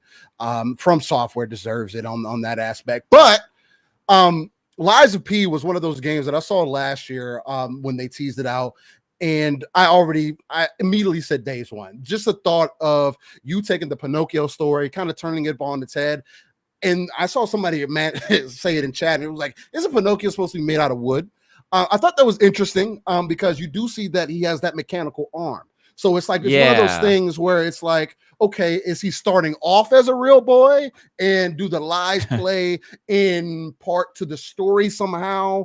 And if you if you don't make the right choice, you get turned into wood, or you get to keep your humanity. Like, how does that work? And the Soul series always plays on that aspect of humanity. The other thing, just like you had mentioned, is about the puppets. It does seem like you're fighting the creators, other puppeteers or whatever the case might be. And that's a super dope concept, along with just the design. It was like some of the bosses, the boss with like the red face, who was a bigger entity. Just the designs of the bosses was very dull, very Renaissance-ish. Art direction is great, man. Which was super dope to me. That was the one thing when I watched it live with Mav and them.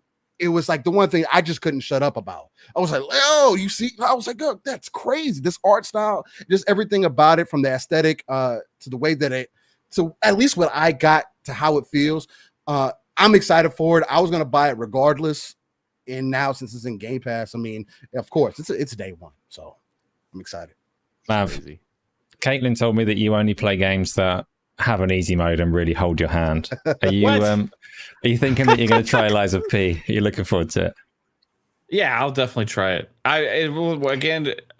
That's a Game Pass day one. So like, one thing about if a genre felt like I'm not as into it or whatever, as Dusk Falls that Keebji was talking about earlier, that's something I was on record numerous times. Like, I am just not looking forward to that game. Right. Yeah. I was sick of seeing it, but I ended up loving it. I ended up loving it because I tried it, because it didn't cost me anything extra to give it a go. So yeah, I'm going to give Eliza P a go for sure. And it absolutely looks stunning. Like, the graphics look great. The gameplay looks amazing. I am intrigued by the Pinocchio story. That actually makes me more interested in this, because so familiar with that story. So you like more interested to seeing how they twist it and turn it. So that's very intriguing to me as well. So this will probably be one that I'll be playing quite a bit of if I get into it. Now, if I start it and I'm hitting my head against a brick wall like I do like in some of the Souls games, and I'm like, I don't know, I'm just losing my patience, then I could move on. But it's definitely one that's intriguing to try for sure. Yeah. Let's go. Where should we go? Should we go First Descendant, Atlas Fallen? Ooh.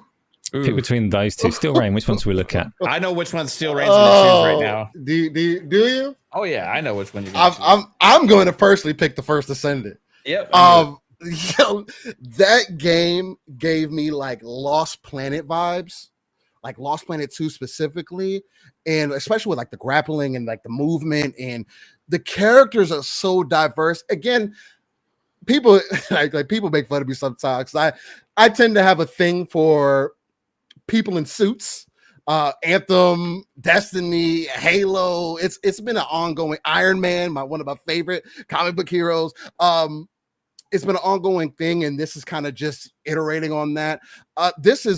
If the game actually ends up turning out the exact way that they presented it, and it did, they did one of those tricky things to where they did the perfect blend between what was CGI and what was actual gameplay, and especially in today's day and era, that I do believe that it could end up looking like that in some of those where they're behind the character and they're jumping through the segments and everything, where it end up looking like that. The only thing about that is it is also supposedly coming to last generation consoles, so the Xbox One and PlayStation 4, which could possibly hold it back on a design front. Now, there could also be a possibility that the game just has two different versions. That could very well happen, but it's one of those things to where either or, hopefully it plays out, because this is the sad thing about these types of games. It's like they present really well, they get me super excited, and then they don't end up playing that way. Anthem had that really bad. I was super excited about Anthem. I love Anthem, and would have still kept playing Anthem if it wasn't so bone dry in the end. Like honestly, I put it down after about 6 months of playing it, but there was nothing there to keep you invested in that game. And that was so terrible for such a well built game overall until then. But the First Descendant was and that was before the Gamescom even started, and that just started off my day on a high at that point. Glad you mentioned Anthem as another example. So it's kind of the Destiny Warframe mold of game, that co-op, probably looter, although they don't really specify that. But Atlas Fallen and this one fit very much into that mold, and they're exciting games, right? Kibaji, are you looking forward to either of those? I admit those names, I didn't have them on my list. I wrote down a list of things that caught my eye, but now that I'm like looking at the footage, what Steele was just talking about was dope. Like that's what I'm looking at the footage of it. Like it was dope. I think that's just one of those ones that I'm curious, like you said, because of Anthem. I'm just kind of wanting to see how it goes. Hold your list, and we'll pick a game off of that next. Mav, What did you think of this one? It looked fantastic. This one I had never heard of before I saw the trailer originally, and I saw it. I was like, "What is this?" I ended up sharing it to like our DMs and stuff, and I was like, "Yo!" And then Steele was like, "Yeah, this is like on one of my most anticipated games," and I was like, "Oh, okay, dude," because this has just jumped off the screen to me. The fast action, like the abilities with the characters, because you see lots of different abilities, like the guy like running super fast, and you got like the person like traversing with like the whip thing or whatever with the like that green whip thing, and then you got just the art style, graphics. Again, like where are these studios coming from, man? Like these things that look like better than anything we've ever played keep hopping out like left and right now out of nowhere. And part of me like thinks, okay, pause, this could all be too good to be true, right? Like we've seen some of that before in the past as well, so I do need to see them actually release on what they play like when they come out. But right now it's just crazy impressive with these trailers and these games, and I think a lot of it's like from these other regions, like Korea and other territories. It's like, man, there's like talent there is astounding right now. So that one is definitely high on my list now for sure. I somewhat misspoke, because Atlas Fallen, sorry, that one I recognize. Yeah. Not the sci-fi one, but the Atlas Fallen one. That one was dope. That was up there for me too. The First Descent wasn't actually one of the shows. It was actually released. That trailer was released before. See, that's why. Yeah. Okay, Atlas Fallen was part of it, yeah, and that was another one. That was one of my main highlights from the actual Gamescom show for sure. Top. Yeah, sorry, Ace, I didn't know if we're kind of hitting both those. No, at once, that is quite all right. I just want to very quickly. So there was a super chat from Alvin saying that Anthem's combat loop is still S tier. That's a $5 super chat, which is enough to buy 5 copies of Anthem, I think. But it has its fans. They're in the chat. Another for 5 copies. That game, and that was a game that we all wanted so much more from it. We're not going to make this an Anthem chat, but it had so much potential. And these games have those same vibes, so let's hope they fare a little better. We can do Atlas Fallen, Kibiji. Tell us what you want to tell us about Atlas Fallen. I mean, at first I was trying. It's funny because as I was watching this, I saw the logo come up, and I for some reason thought that was Team Asobi or Sobo, the one that works on Plague's Tale, but that's Focus Entertainment, folks. So that was my mistake. But it just at first because it's a cinematic trailer, and that's why at first I kind of forgot about this. But then again, I always appreciate when you have a reveal trailer that squeezes in the gameplay, even just a snippet of it. And it's the 10 seconds at the end of that trailer that I have crap to say, which is just, this looks super well polished. And I love the idea of just kind of, hold on, actually. The graphics are not just super well polished. I love it. I'm literally paused on a frame here, and the desert, you could see little potential remnants of a fight. And there's little markings on the ground that's just I love, again, just like the Atomic Heart thing, I love those little details that get left behind from the battles you get into. That just makes it feel so much more real to me. So this game is super good looking. And then there's the whole aesthetic of pulling a journey, if you will, just kind of surfing on the sand. And I hope it isn't maybe just the desert, though. And if it is, it keeps it pretty entertaining throughout. But I'm very curious about this one. And I could see why we brought both of these at the same time, because they do look like one's the sci-fi version, one's the fantasy version. So that's both fairly sci-fi in their fantasy, yes. But yeah, exactly. They have definite threads between them that are similar. Mm-hmm. Mav, Still Rain, either of you, anything that you want to add on Atlas Fallen? It looks great. I mean, everything I said about the Descendant or the first Descendant, also you can copy and paste exactly my word for word and put towards this game. I mean, it's the exact same thoughts of this, man. Cool. We're going to talk about 2 more games before we round off with a conclusion on how we found Gamescom to be. Those 2 games are ones that we've seen a bit more of in terms of gameplay. So we're going to talk a little bit about Forspoken, because we've seen another 10 minutes of that, and if you haven't seen that recently, it's more of the same. So your opinions on Forspoken are still valid. We'll talk about those. And we're going to talk about High on Life, which we've seen a fair bit of gameplay that got some mixed reactions from people that were previously looking forward to it. So let's start with Forspoken. Still Rain. How are we feeling about Forspoken right now? Oh, mute. Oh, you're muted. Of course I'm muted. Why wouldn't I be? I don't know, God. But no, when I first saw the game originally, I was already sold on it. I know a lot of people were like, "Oh, I need to see more. It's corny, and I don't like the way they're talking. I don't like the way she's talking. It's like high school speak, and this whole millennial thing is going on in here." To me, the only thing that you had to show me was the traversal. You got a person of color, it's a female. I also like the fantasy aesthetic. It gives me a lot of Final Fantasy vibes in there, except different for sure. Not the good Final Fantasy though, right? Yeah. Well, I'm a favorite of the action based side, the action based play style of Final Fantasy. I actually like Final Fantasy 15. So just to give you an example. And I know a lot of people don't like that, and they want Final Fantasy to go back to the traditional route, but also understand the tropes that it gets. But either way, for Forspoken, it interests me, man. Anytime that you take a character, you pull them out of modern society, you put them in this ancient world, although it's presented very corny, maybe not written very well when it's presented to us up front. From what I've seen, especially from this last 10-minute gameplay that we got, it just kind of doubled down that I am still interested in it. I was already going to, again, another one of those games, I was just going to buy day one regardless, because that's where my interest lies. I favor a lot of mobility in games, also favor combat in games.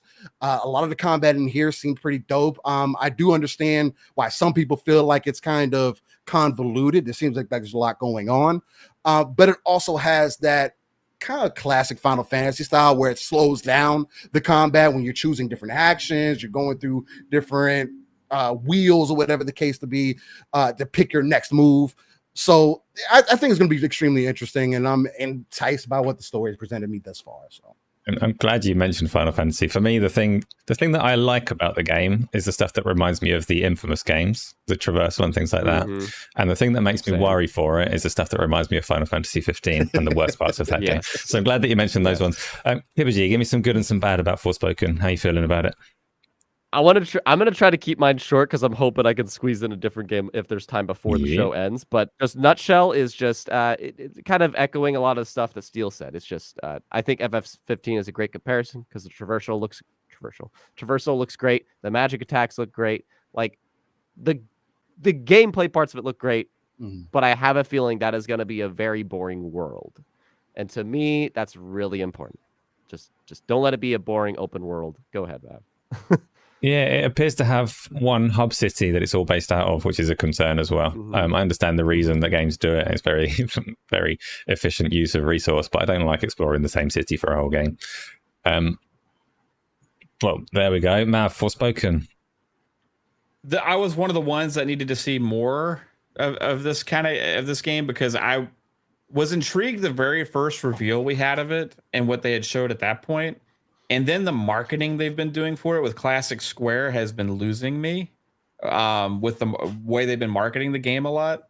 But this 10-minute trailer has shown a lot of different aspects of this game that's kind of got my attention more and made me more interested in playing it. So I'm definitely, I don't know if I'm going to be like a day one just because this launches in a very, very, very clustered time period with lots of different games, but this is definitely one that at some point I am going to check out. Oh, I'm so mixed on it. Just watching this now, they just showed a Ubisoft moment where you go to a particular area and scan, and it gives you these icons on a map to go and pursue, and it worries me seeing this.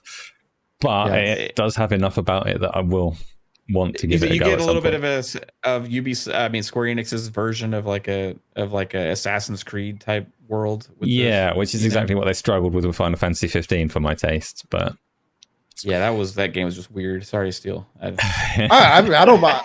Again, I understand. I'm also not a fan of turn-based games anymore. So yeah, I hear you. Let's do Kibaji's game. That's Forspoken. We're going to talk a little bit about High on Life, but Kibaji had one he wanted to insert. I mean, because I don't know how much we can talk about this, so that's why I'm like, it's probably just going to be me and that's it. But I think it was like towards the very end of the show, there was something called the finals. And it was literally just announcing the project, and that's it. Where it's just like, it's going to be a game show themed around destruction, and it's a shooter. And I'm like, okay. But then you see it's made from a lot of the people that worked on Battlefield games. And then they show you just a little snippet, and they say they're going to show more later. But the reason I'm bringing this game up is because this may be a very Kibi game. That's all I'm going to say. This may be a very big Samurai Kibaji game because Bad Company 1 and 2. Oh, I love those games so much because, in my opinion, that's when the Battlefield franchise nailed destruction. Battlefield 1 too, but Battlefield 1 and the first two Bad Company games, that's when DICE went through the moon with destruction. And if it's themed around being a game show too, it's just the concept of this game. We only saw a little snippet, and they said they're going to talk more about it later. So that's why I felt like we might not be able to talk about this much. But as somebody that loves those previous games, I just want to see more of this. And if it's destructive and a game show and a shooter and action-packed, I'll be there. Yeah, absolutely right. I agree. There's things about it that piqued my interest. Much like I think it was Everything they started to show off with. Everywhere. Bits and pieces everywhere. Yeah. And it was like, I'm not sure about this whole metaverse take, but I'm interested. But there's not really enough there to dig into it right now. What real quick before we get into High on Life, also Asa, this is something I gotta point out because it was just like in a montage or a very short trailer. Moving Out 2 was announced. Yes. Moving Out 1 is an amazing couch co-op game that if you haven't played, if you like those family friendly like type of experiences, you can hang out, sit on the same screen and play. Like I played it with my wife and my daughter. We absolutely had a blast, right? The only downside was there was no online, so I couldn't share that experience with everybody else that I wanted to invite to play that game. And this Moving Out 2, you have it on the screen, man. Amazing. Moving Out 2 was announced and it has online. That just made me so happy because that is absolutely a great co-op game. So just putting that out there. All right. Happy for you to put that out there. Does anyone else have anything that they need to add on Moving Out 2? Or did you play Moving Out 1? I admit, when I saw that trailer, I thought it was Totally Reliable Delivery Service too. So similar. Very Yeah. similar. Very similar. I know. I'm like, I need to watch the comparisons of those two games, but I totally mixed them up because I haven't played either, but that's why. I've got a lot of time for, at least conceptually, I've got a lot of time for co-op games like that. Whether I've got enough time to actually buy them and play them is a question I'll face at the time, but glad they still exist and they're being made for people that do have friends. How you can make and ruin friendships. There you go. Yeah. High on life then. So Destin said very quickly, before High on Life, because I've seen the name Dick Wingbat. So Hargitani says, what did I think of the game with Dick Wingbat? So Gotham Knights, we can throw a bit of Gotham Knights on at the end. I'm like, what is he talking about? You must know Dick Wingbat. We'll come on to that. We will include that as well very quickly at the end. But High on Life, first of all. So Destin said that the boss fight that they showed was enough to put him off of that game. And the boss fight was fairly underwhelming. I played a lot of Squanch, well, not a lot because they've not made a lot. I played Squanch games before and I know how the dialogue plays out and they are entertaining and I am looking forward to it in that capacity. I also like the fact that when they're not showing that boss fight, when they're showing the core gameplay, it has a kind of Ratchet and Clank vibe to it in terms of the gadgets. The guns aren't gadgets because they talk to you, but they have that kind of diversity of firing modes and weaponry. So it reminds me in that sense of Ratchet and Clank, I hope in a good way. It's got that sense of humor. Personally, I'll be playing that one day one when it comes out. What about you, Mav? Yeah. I'm really, dude, it has me cracking up every time I see gameplay of it. And it has such an original thing, like, because I'm used to playing that genre so much, but I haven't played it in this way, where I'm hearing this like over the top, over the edge dialogue, something you would get like on late night TV or whatever, that's something that is like, this is not meant to be viewed by everybody. This is like for like people that have a really over the top sense of humor, you know what I mean? And just like to have that big laugh and kind of not take things so dang seriously all the time, right?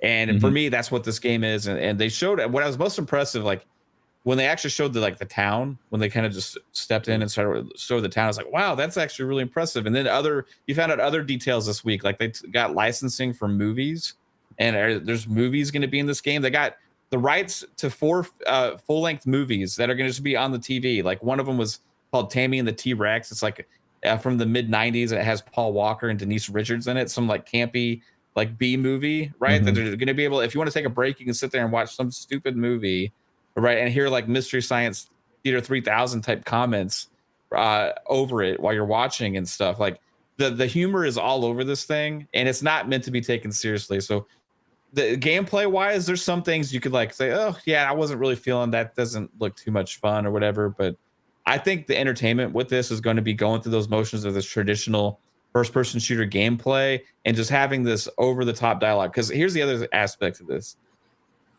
What they showed at the conference and at the Xbox stage demo thing they had when they were doing their live stream, they felt comfortable enough showing that at that time. What else is in the game that they haven't shown to the massive public yet, right? Like, because that's just what they're comfortable with a large audience that hasn't already invested into it. So there's going to be a lot of stuff in here that's going to make people go like, oh crap, wow, I can't believe that just happened. And I'm all about it. I love different things like that for sure. There's a question in chat on whether it's AA or AAA. They refer to it as AAA. It's an independent game and it's their highest budget one. And AAA is a term that deserves to catch on. So I also call it a AAA game. Kibaji, have you played anything from Squanch Games? Do you like Rick and Morty? Are you looking forward to this one? I'm looking forward to the game, just not as a fan of his work, because I admit I'm very out of the loop on his material. But when I go to this game, it's as Mav said. Like I'm hoping the gameplay is at least all right, and it's not like annoying to go through. But as long as it's like, it's okay, kind of a thing. I'm there for the writing. Like that's what I am. You watch that boss fight and you just hear that knife. Just if I had the beeper, just yeah, just let me like the stuff that knife was saying during that boss fight. I was dying. So that's kind of what I'm going to go to this game for. And I would imagine because of that, I hope it's not too long either, because it could probably get old if it's like more than a 15-hour game kind of a thing. Maybe. They could prove me wrong on that front. But yeah, I'm mostly there to just get some good laughs and hopefully some decent gameplay. And hopefully, as Asa said, hopefully there's some cool stuff that motivates me to upgrade the weapons and stuff that are talking to me. And maybe they even thank you after they do it. Like, thanks, Daddy. I want to hear them say that. It's just stupid shit. There's places on the internet for you where you can get exactly what you want. Still Rain, High on Life. Tell me about it. Oh man, I'm excited for High on Life personally. I mean, I grew up with things like The Simpsons, South Park, Family Guy, American Dad. I'm not the biggest fan of Rick and Morty personally, but I can also say that I haven't given it a fair shake either. But I also don't watch much TV. I'd rather play games than watch TV. So for me, though, I like the fact. Well, the other thing too, I don't have much of a history with Squanch Games either. So I'm kind of ignorant on that fact. But for me, I do like the fact that they are stepping out and taking a chance, right? Because we are entering an era where people are, for lack of a better way to put it, soft. You just can't, there's a lot of things that you can't say in today's society. And a lot of what High on Life has presented seems to be pushing those bounds, right? Where we're hearing from GTA might not be as raunchy as it used to be, or now we're getting from Saints Row, oh, it's not as what it could have been or what it used to be. And High on Life is just pushing that narrative again. Like, hey, this is our game. We're going to do what we want. You like it or not. It's not for your kids. So maybe you should actually look at what your kids are playing. But other than that, it just looks like a fun time, over the top. It's definitely a day one game for me. And again, it's going to be in Game Pass too. So regardless, I think it's going to be one of those games to really start seeing that separation between Game Pass and any other service that can come like it, where we are going to actually get that answer for, hey, this is why you get Game Pass, right? You can get fun games like this, answers the diversity kind of calls that Xbox has also been looking for. I'm really excited for it. I'm dope, man. It looks dope. It looks fun. It's over the top, and I like the raunchiness of it. So fair enough. Right, what we're going to do, I want to wrap up in the next 10 minutes or so, if you are all okay to stay for that last little bit, but we're going to quickly go over Gotham Knights. I'm thinking maybe we talk a little Dead Island, but maybe not. Probably not. We're going to run out of time. Gotham Knights. We've seen a fair amount more gameplay. We've seen a lot of gameplay over, like, in the run up to Gamescom as well. They brought the release date forwards a little, didn't they? So that's coming up very soon. Obviously, Dick Wimbat is my character of choice. How are we feeling about Gotham Knights? We'll go top to bottom. Mav. Yeah, they moved up the date 4 days. So I was hoping that it was a bigger thing when they actually mentioned that. Oh, and it's coming sooner than you might think. I was like, yeah, well, okay, right? Because it's already gone gold. We know that, right? So then they said it was the 21st instead of the 25th. But it's probably a good move for that game because, again, end of October is absolutely insane. But yeah, I'm really looking forward to it. It's actually my most anticipated game this year. Now for the holiday season, everything else is moved out to 2023. So that is my number one thing. I've been looking forward to this ever since it was announced, and it's just a game that's made for me, right? Like it's a Arkham style game.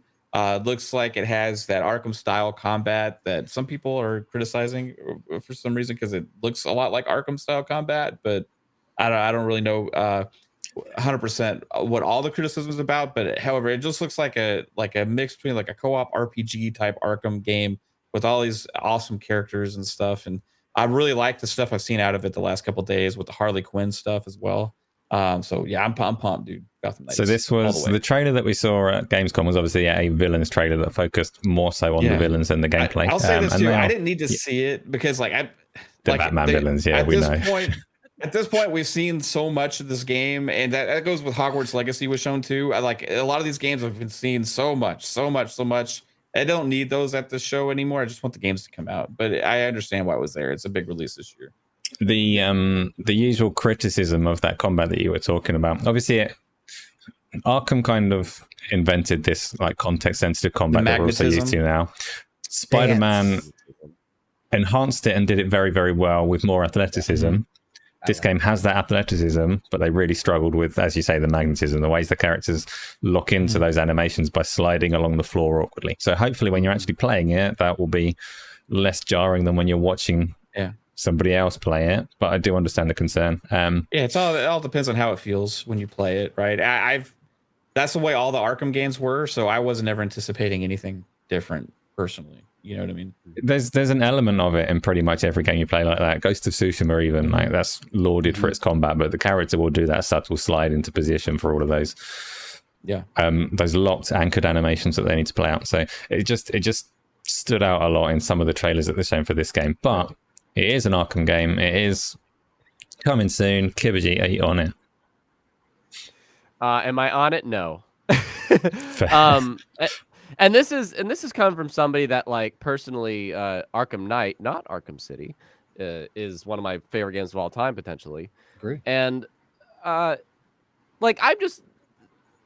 is one of those games that I just kind of want to hear what people think about it. And I don't know even if it was like a Game Pass or PS Plus Extra or whatever. Like even then, I just have other things I personally would rather play. But I will say this trailer was finally a trailer that got me like, that was good. Like to me, like not that the other trailers are bad or anything, but this was the one that I finally felt like it showed the stuff that I wanted to see more of. I wanted to see more of what the potential story is going to be here. If you're going to do a game without Batman, like give me a bit more of what this world without Batman is going to be dealing with, kind of a thing. And they did that. Like I got to see a lot more of the villains we're against and seeing the characters interact more. And that's what I wanted to see. So in that front, I very much appreciated this trailer. I even said it after watching. I'm like, this is the first trailer that came out of like, thanks for that kind of a thing. Yeah. Fair. Still Rain, same for you. I feel like I've been saying this like for a lot of games today, but this is another one that was day one for me personally, especially after I saw the DLC suits. They were more. You probably know exactly the ones that I'm talking about. They were very more Iron Man-ish. Their full covered suits. I had more of that techie feel to it. But that's what sold me on it. But the other thing that sold me on it too is I'm right there with Kibji. Arkham Knight is one of my favorite games of all time. Arkham Knight was actually the first Arkham game that I played. And actually, here recently, I went back through the Arkham series. So that's Arkham Asylum and City, because I wanted to experience those games too. I didn't really favor Asylum. It was good, but it wasn't as great as City was. And then Night is just kind of that cherry on top. The only one that I haven't got to, and there's a reason I'm bringing this up, and that's Arkham Origins. WB Montreal, the same people who are working on Gotham Knights, made Arkham Origins. And a lot of people have said up and down things about Arkham Origins. I want to get through Arkham Origins at some point here soon so that I can at least have a base of what Montreal could at least present to us, because I do agree with you all. The magnetism and the effectiveness of some of the combos and everything with the characters seems to be slightly off. And I want to know, is that something that WB Montreal has kind of put their own spin on that Arkham style of gameplay, or is it going to be a iteration of Arkham Knight? Because why fix something that isn't broken? Arkham Knight is the peak of it. The only thing that's better is, and it's really not better, it's kind of like more so the same but different, and that's Spider-Man, like you were saying, Ace. So it's like, don't fix if it's not broken. But I agree with Mav. I expected for it to be more of that Arkham style anyway. And the only thing I was ever asking myself when I was playing through City, especially, I was like, man, what if this game was co-op? Oh, right, that's Gotham Knights. Yep. That could be some fun, right? So I'm excited for it. Good. Right. We are getting to our closing point now. So I want to go through. We'll go top to bottom again. We're going to have a little closing statements on what we thought of Gamescom as an event, whether it delivered excitement, whether the reveals were good in totality, and what we don't need to talk about it actually, because the awards that they gave in the opening night live were just once again, like, they need to drop those. It was ridiculous. So we'll skip over that. Yeah. But Gamescom as a whole, Matt, did you enjoy it? Fantastic, man. Opening night live for me was better than Summer Game Fest. It had a lot of great stuff. I think the flow was a lot better. There's a lot less just standing on the stage and talking to random people. There was your weird moments. Obviously, you had the Kojima podcast, and you had like the you had the what was it, the mini Pokemon mini car there as well. Mm-hmm. Stuff like that is like, okay, this is kind of weird. The only criticism, like I said, they had so much great stuff at the very beginning, like bang, bang, bang, bang, bang. It leaves like this kind of lull in the middle. And I understand why he's doing that. He's trying to make you want to anticipate what's next the rest of the entire show. But it does always leave that ending kind of like, well, they had the best stuff at the beginning. So however, like overall, I gave it on our channel when we were co-streaming it, I gave it like an 8. I had anticipated a 7.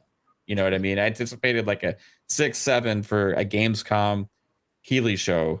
This exceeded my expectations a good amount for sure. And then the Future Game Show also was no slouch. Also, like they had a lot. Thanks of good for stuff. mentioning that. Yep, The I agree. variety in that show was absolutely fantastic. They had something for everybody. There wasn't as many big games that they had in opening night live with brand new big game announcements and all that kind of stuff.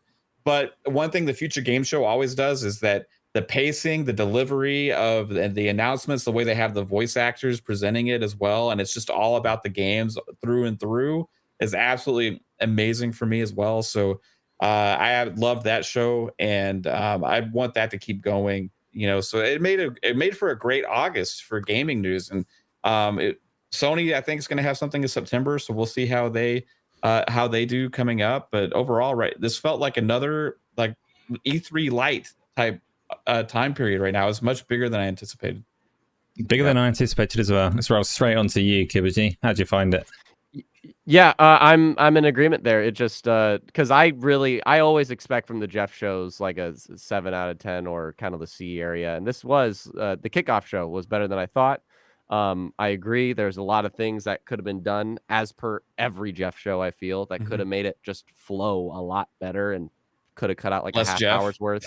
Yeah, less Jeff, less awards, less random stuff. They could have cut out a half hour. But other than that, the content there was great. I agree with Mav. I think they could have pushed some of the things that were in the first 40 minutes to like throughout the show. And this is a week too. Yeah. If you haven't seen that Future Game Show, that was a good show in my opinion. And if you want more news, then Xbox had like 12 games they talked about Thursday and like in depth. There's a lot of good stuff we got this week, and it's been really good. Yeah, I'm still at like the 7 out of 10 area though, which is still good in my opinion. That's better than okay. Because we got good stuff this week. I thought it was just gonna be E3 leftovers, but it felt like really good leftovers kind of a thing with some special surprises. So even stuff that wasn't at the big shows, like we got little random stuff like the Wolong gameplay trailer also it came out like 2 days after that, and it's like, well, that kind of came out of nowhere. This should have been at one of the big shows because that was an awesome gameplay trailer. It got a lot of attention, right? Yep. See, I don't give it a score out of 10 because the way that I watch these shows, I minus a point every time I see Jeff Keighley's legs. He's always standing on stage, so every time I can see his full like profile, and now minus 1 point. So there's never any points left at the end of it. But besides that, good show. Still Rain, how'd you find it? I thought it was a pretty good show. Again, a lot of these shows I don't have this overwhelming amount of expectation for them. I just take it for what they are. And to me, I definitely give it a solid 8 out of 10, man. I mean, it was definitely a B from me. There was a lot of unexpected things I saw there. Again, especially like Atlas Fallen, Where Winds Meet, Lies of P, finally finding out that it's coming to Game Pass. It's just crazy, man, because you constantly hear people say, especially in our space, where there's nothing to play. There's no good games out. And then another presentation to show you, hey, there's games coming out this year that you can play and have some fun with. Maybe not exactly what you're looking for, depending on who you are, but I thought it was well. I thought it was well put together. Jeff Keighley seems to be he's hitting his stride, I guess. He is getting better over time, but I do agree with you, Asa. The awards were completely pointless. You gave him the award to play the most anticipated PlayStation games, a Game Pass game. It just feels it was so intentional. It was pointless. Why even do it? So that's the only thing for it. Yeah, exactly. That's my yeah, and they have their own awards coming as well. Right. Yeah, we didn't mention Kojima's podcast much because there's not much to say. Have at it, Kojima, as long as it doesn't clash with any of ours or anyone here. It was just a weird announcement to see. I think we can all agree on that. We've hit the 2-hour mark, so I want to thank 3 guests there for sticking with it for that amount of time. Everyone in chat that's been talking to us, everyone that's watched it after the fact, please do leave those likes and comments because we do go back through and check every single one of them, and they are much appreciated. We're going to run through some nice brief outros so that we can move from these chairs and get some food, whatever we need to do. So Mav, I hope you've had great time coming on. It's been good to hear from you. Tell people what you're up to, where they can find you. Yeah, dude, amazing time always when I get invited to be here. One of my favorite shows to do for sure. If you want to check out what we got going on, follow on Twitter at Fun Speculation. You'll find out whenever we go live for game streams, all of our podcasts and more. Plus, if you want to find us on YouTube, check out Fun Speculation. We do 3 podcasts, FSP on Mondays. Thursdays is PM in the PM with Pong Sol and I. And Fridays, we have Xbox Ultimate Podcast. I'm going to be playing some Battlefield tonight on stream, so come hang out if you want to see some new Battlefield gameplay and how good that game's shaping up to be. But yeah, man, thanks again, Asa. It was great hanging out with Steel and Keepji as well. So awesome time. Yeah, can confirm Mav's got a great channel. He runs most of his shows at hours that I can't catch, so I don't see a lot of it while it's live. But if you're in America or you're staying up really late, follow that channel. I'm like Sony. I don't care about you Brits. You know, you can. I'm just kidding. I'm sorry. I'm just kidding. No, it's all good. You got to do what you got to do. Koji, this is how many times have you been on now, Koji? 100? I want to say 7, 6 or 7, maybe. I don't know. Button's not working. Tell me you had a good time. Tell people where they can find you. I had a terrible time. You guys will never find me ever again. No, I'm kidding. No, it was a good time. And yeah, it's always good to be here. And I'm especially glad that I blinded Tony in the chat with my life jacket, if you will. There you go. If you want more content, I might be speaking about a debate of ease of access versus exclusivity next week on my channel. But you can tune in September where I did a game delay for my talk show, codenamed Good Game, coming soon, where I hope to get these guys on that show, where we will be focusing on having a good time talking about not just news, but potential fun other topics that engage your interest with gaming and why you love it. So anyways, though, Samurai Kibuji, just type that in on Google. You'll find that. It's the gaming channel. If you're into anime, West Side Otaku. Any anime lovers out there, feel free to go there. Just had a video that passed 50,000 views there. It's kind of crazy. But anyways, thanks for having me on, Asa. You did a good job today, by the way. Thanks. See, before the show started, I was told we'll be done in 45 minutes because I'm quite concise in what I say and we'll just plow through it. But on Thursday, I spoke about this stuff as well on my little YouTube channel on the side for 2 hours, 20 minutes. I knew we'd run this easy. I knew we'd hit a time where we needed to move before we ran out of things to talk about. Still Rain, this was your debut. Yeah. Absolutely smashed it. Pleasure to talk to you. Tell people where they can find you. Look, man, I make it real easy. I Still Rain. The T is a 7. You type it into Google, you're going to find everything that is literally connected to me. Whether it's Twitter, Facebook, Xbox, PC, PlayStation, will never end up getting one. Just hit me up, man. DMs, messages, whatever. I'm not one of those people to ignore you. I'll tell you if I'm busy. But let's chop it up. Let's talk about games. Other than that, every Saturday, 9 a.m. Central, 10 a.m. Eastern, and 3 p.m. UK time. Living Split Screen, again, non-console centric platform, talk about everything that's going on within the gaming industry. Again, GameOnDaily Kingdom gives you amazing time to podcast with you, man. Dope meeting you. I have seen you before on Go Live and everything, so it's always good hearing your thoughts and everything. Again, I love hearing different people's perspectives, man, because you can't grow without it, and it's always about the conversation, man. So shout out to Gabe and shout out to y'all, man. Much love. Awesome. Everyone in chat, I know Gaz has a couple of fans, despite the way that he is. He will be back next week. He is trying his hardest to get a source video for you all. He's taken his equipment over to Malta. He's trying to film in his penthouse. I'm not sure how he's getting along, but he is going to give you a source video one way. Yeah. Hopefully, Asa, he was not naked while he was filming that song. No, I think that's probably the reason he was naked. Yeah. You think so? Okay. If you don't want to see that, no, YouTube won't let him put that up there. It's fine. It's safe. You can check a source video. They're as safe as they ever are, which is mildly unsafe. Seriously, thanks everyone for coming along. We'll be back next week. I'm not going to brap like Gaz does. We'll just end it there.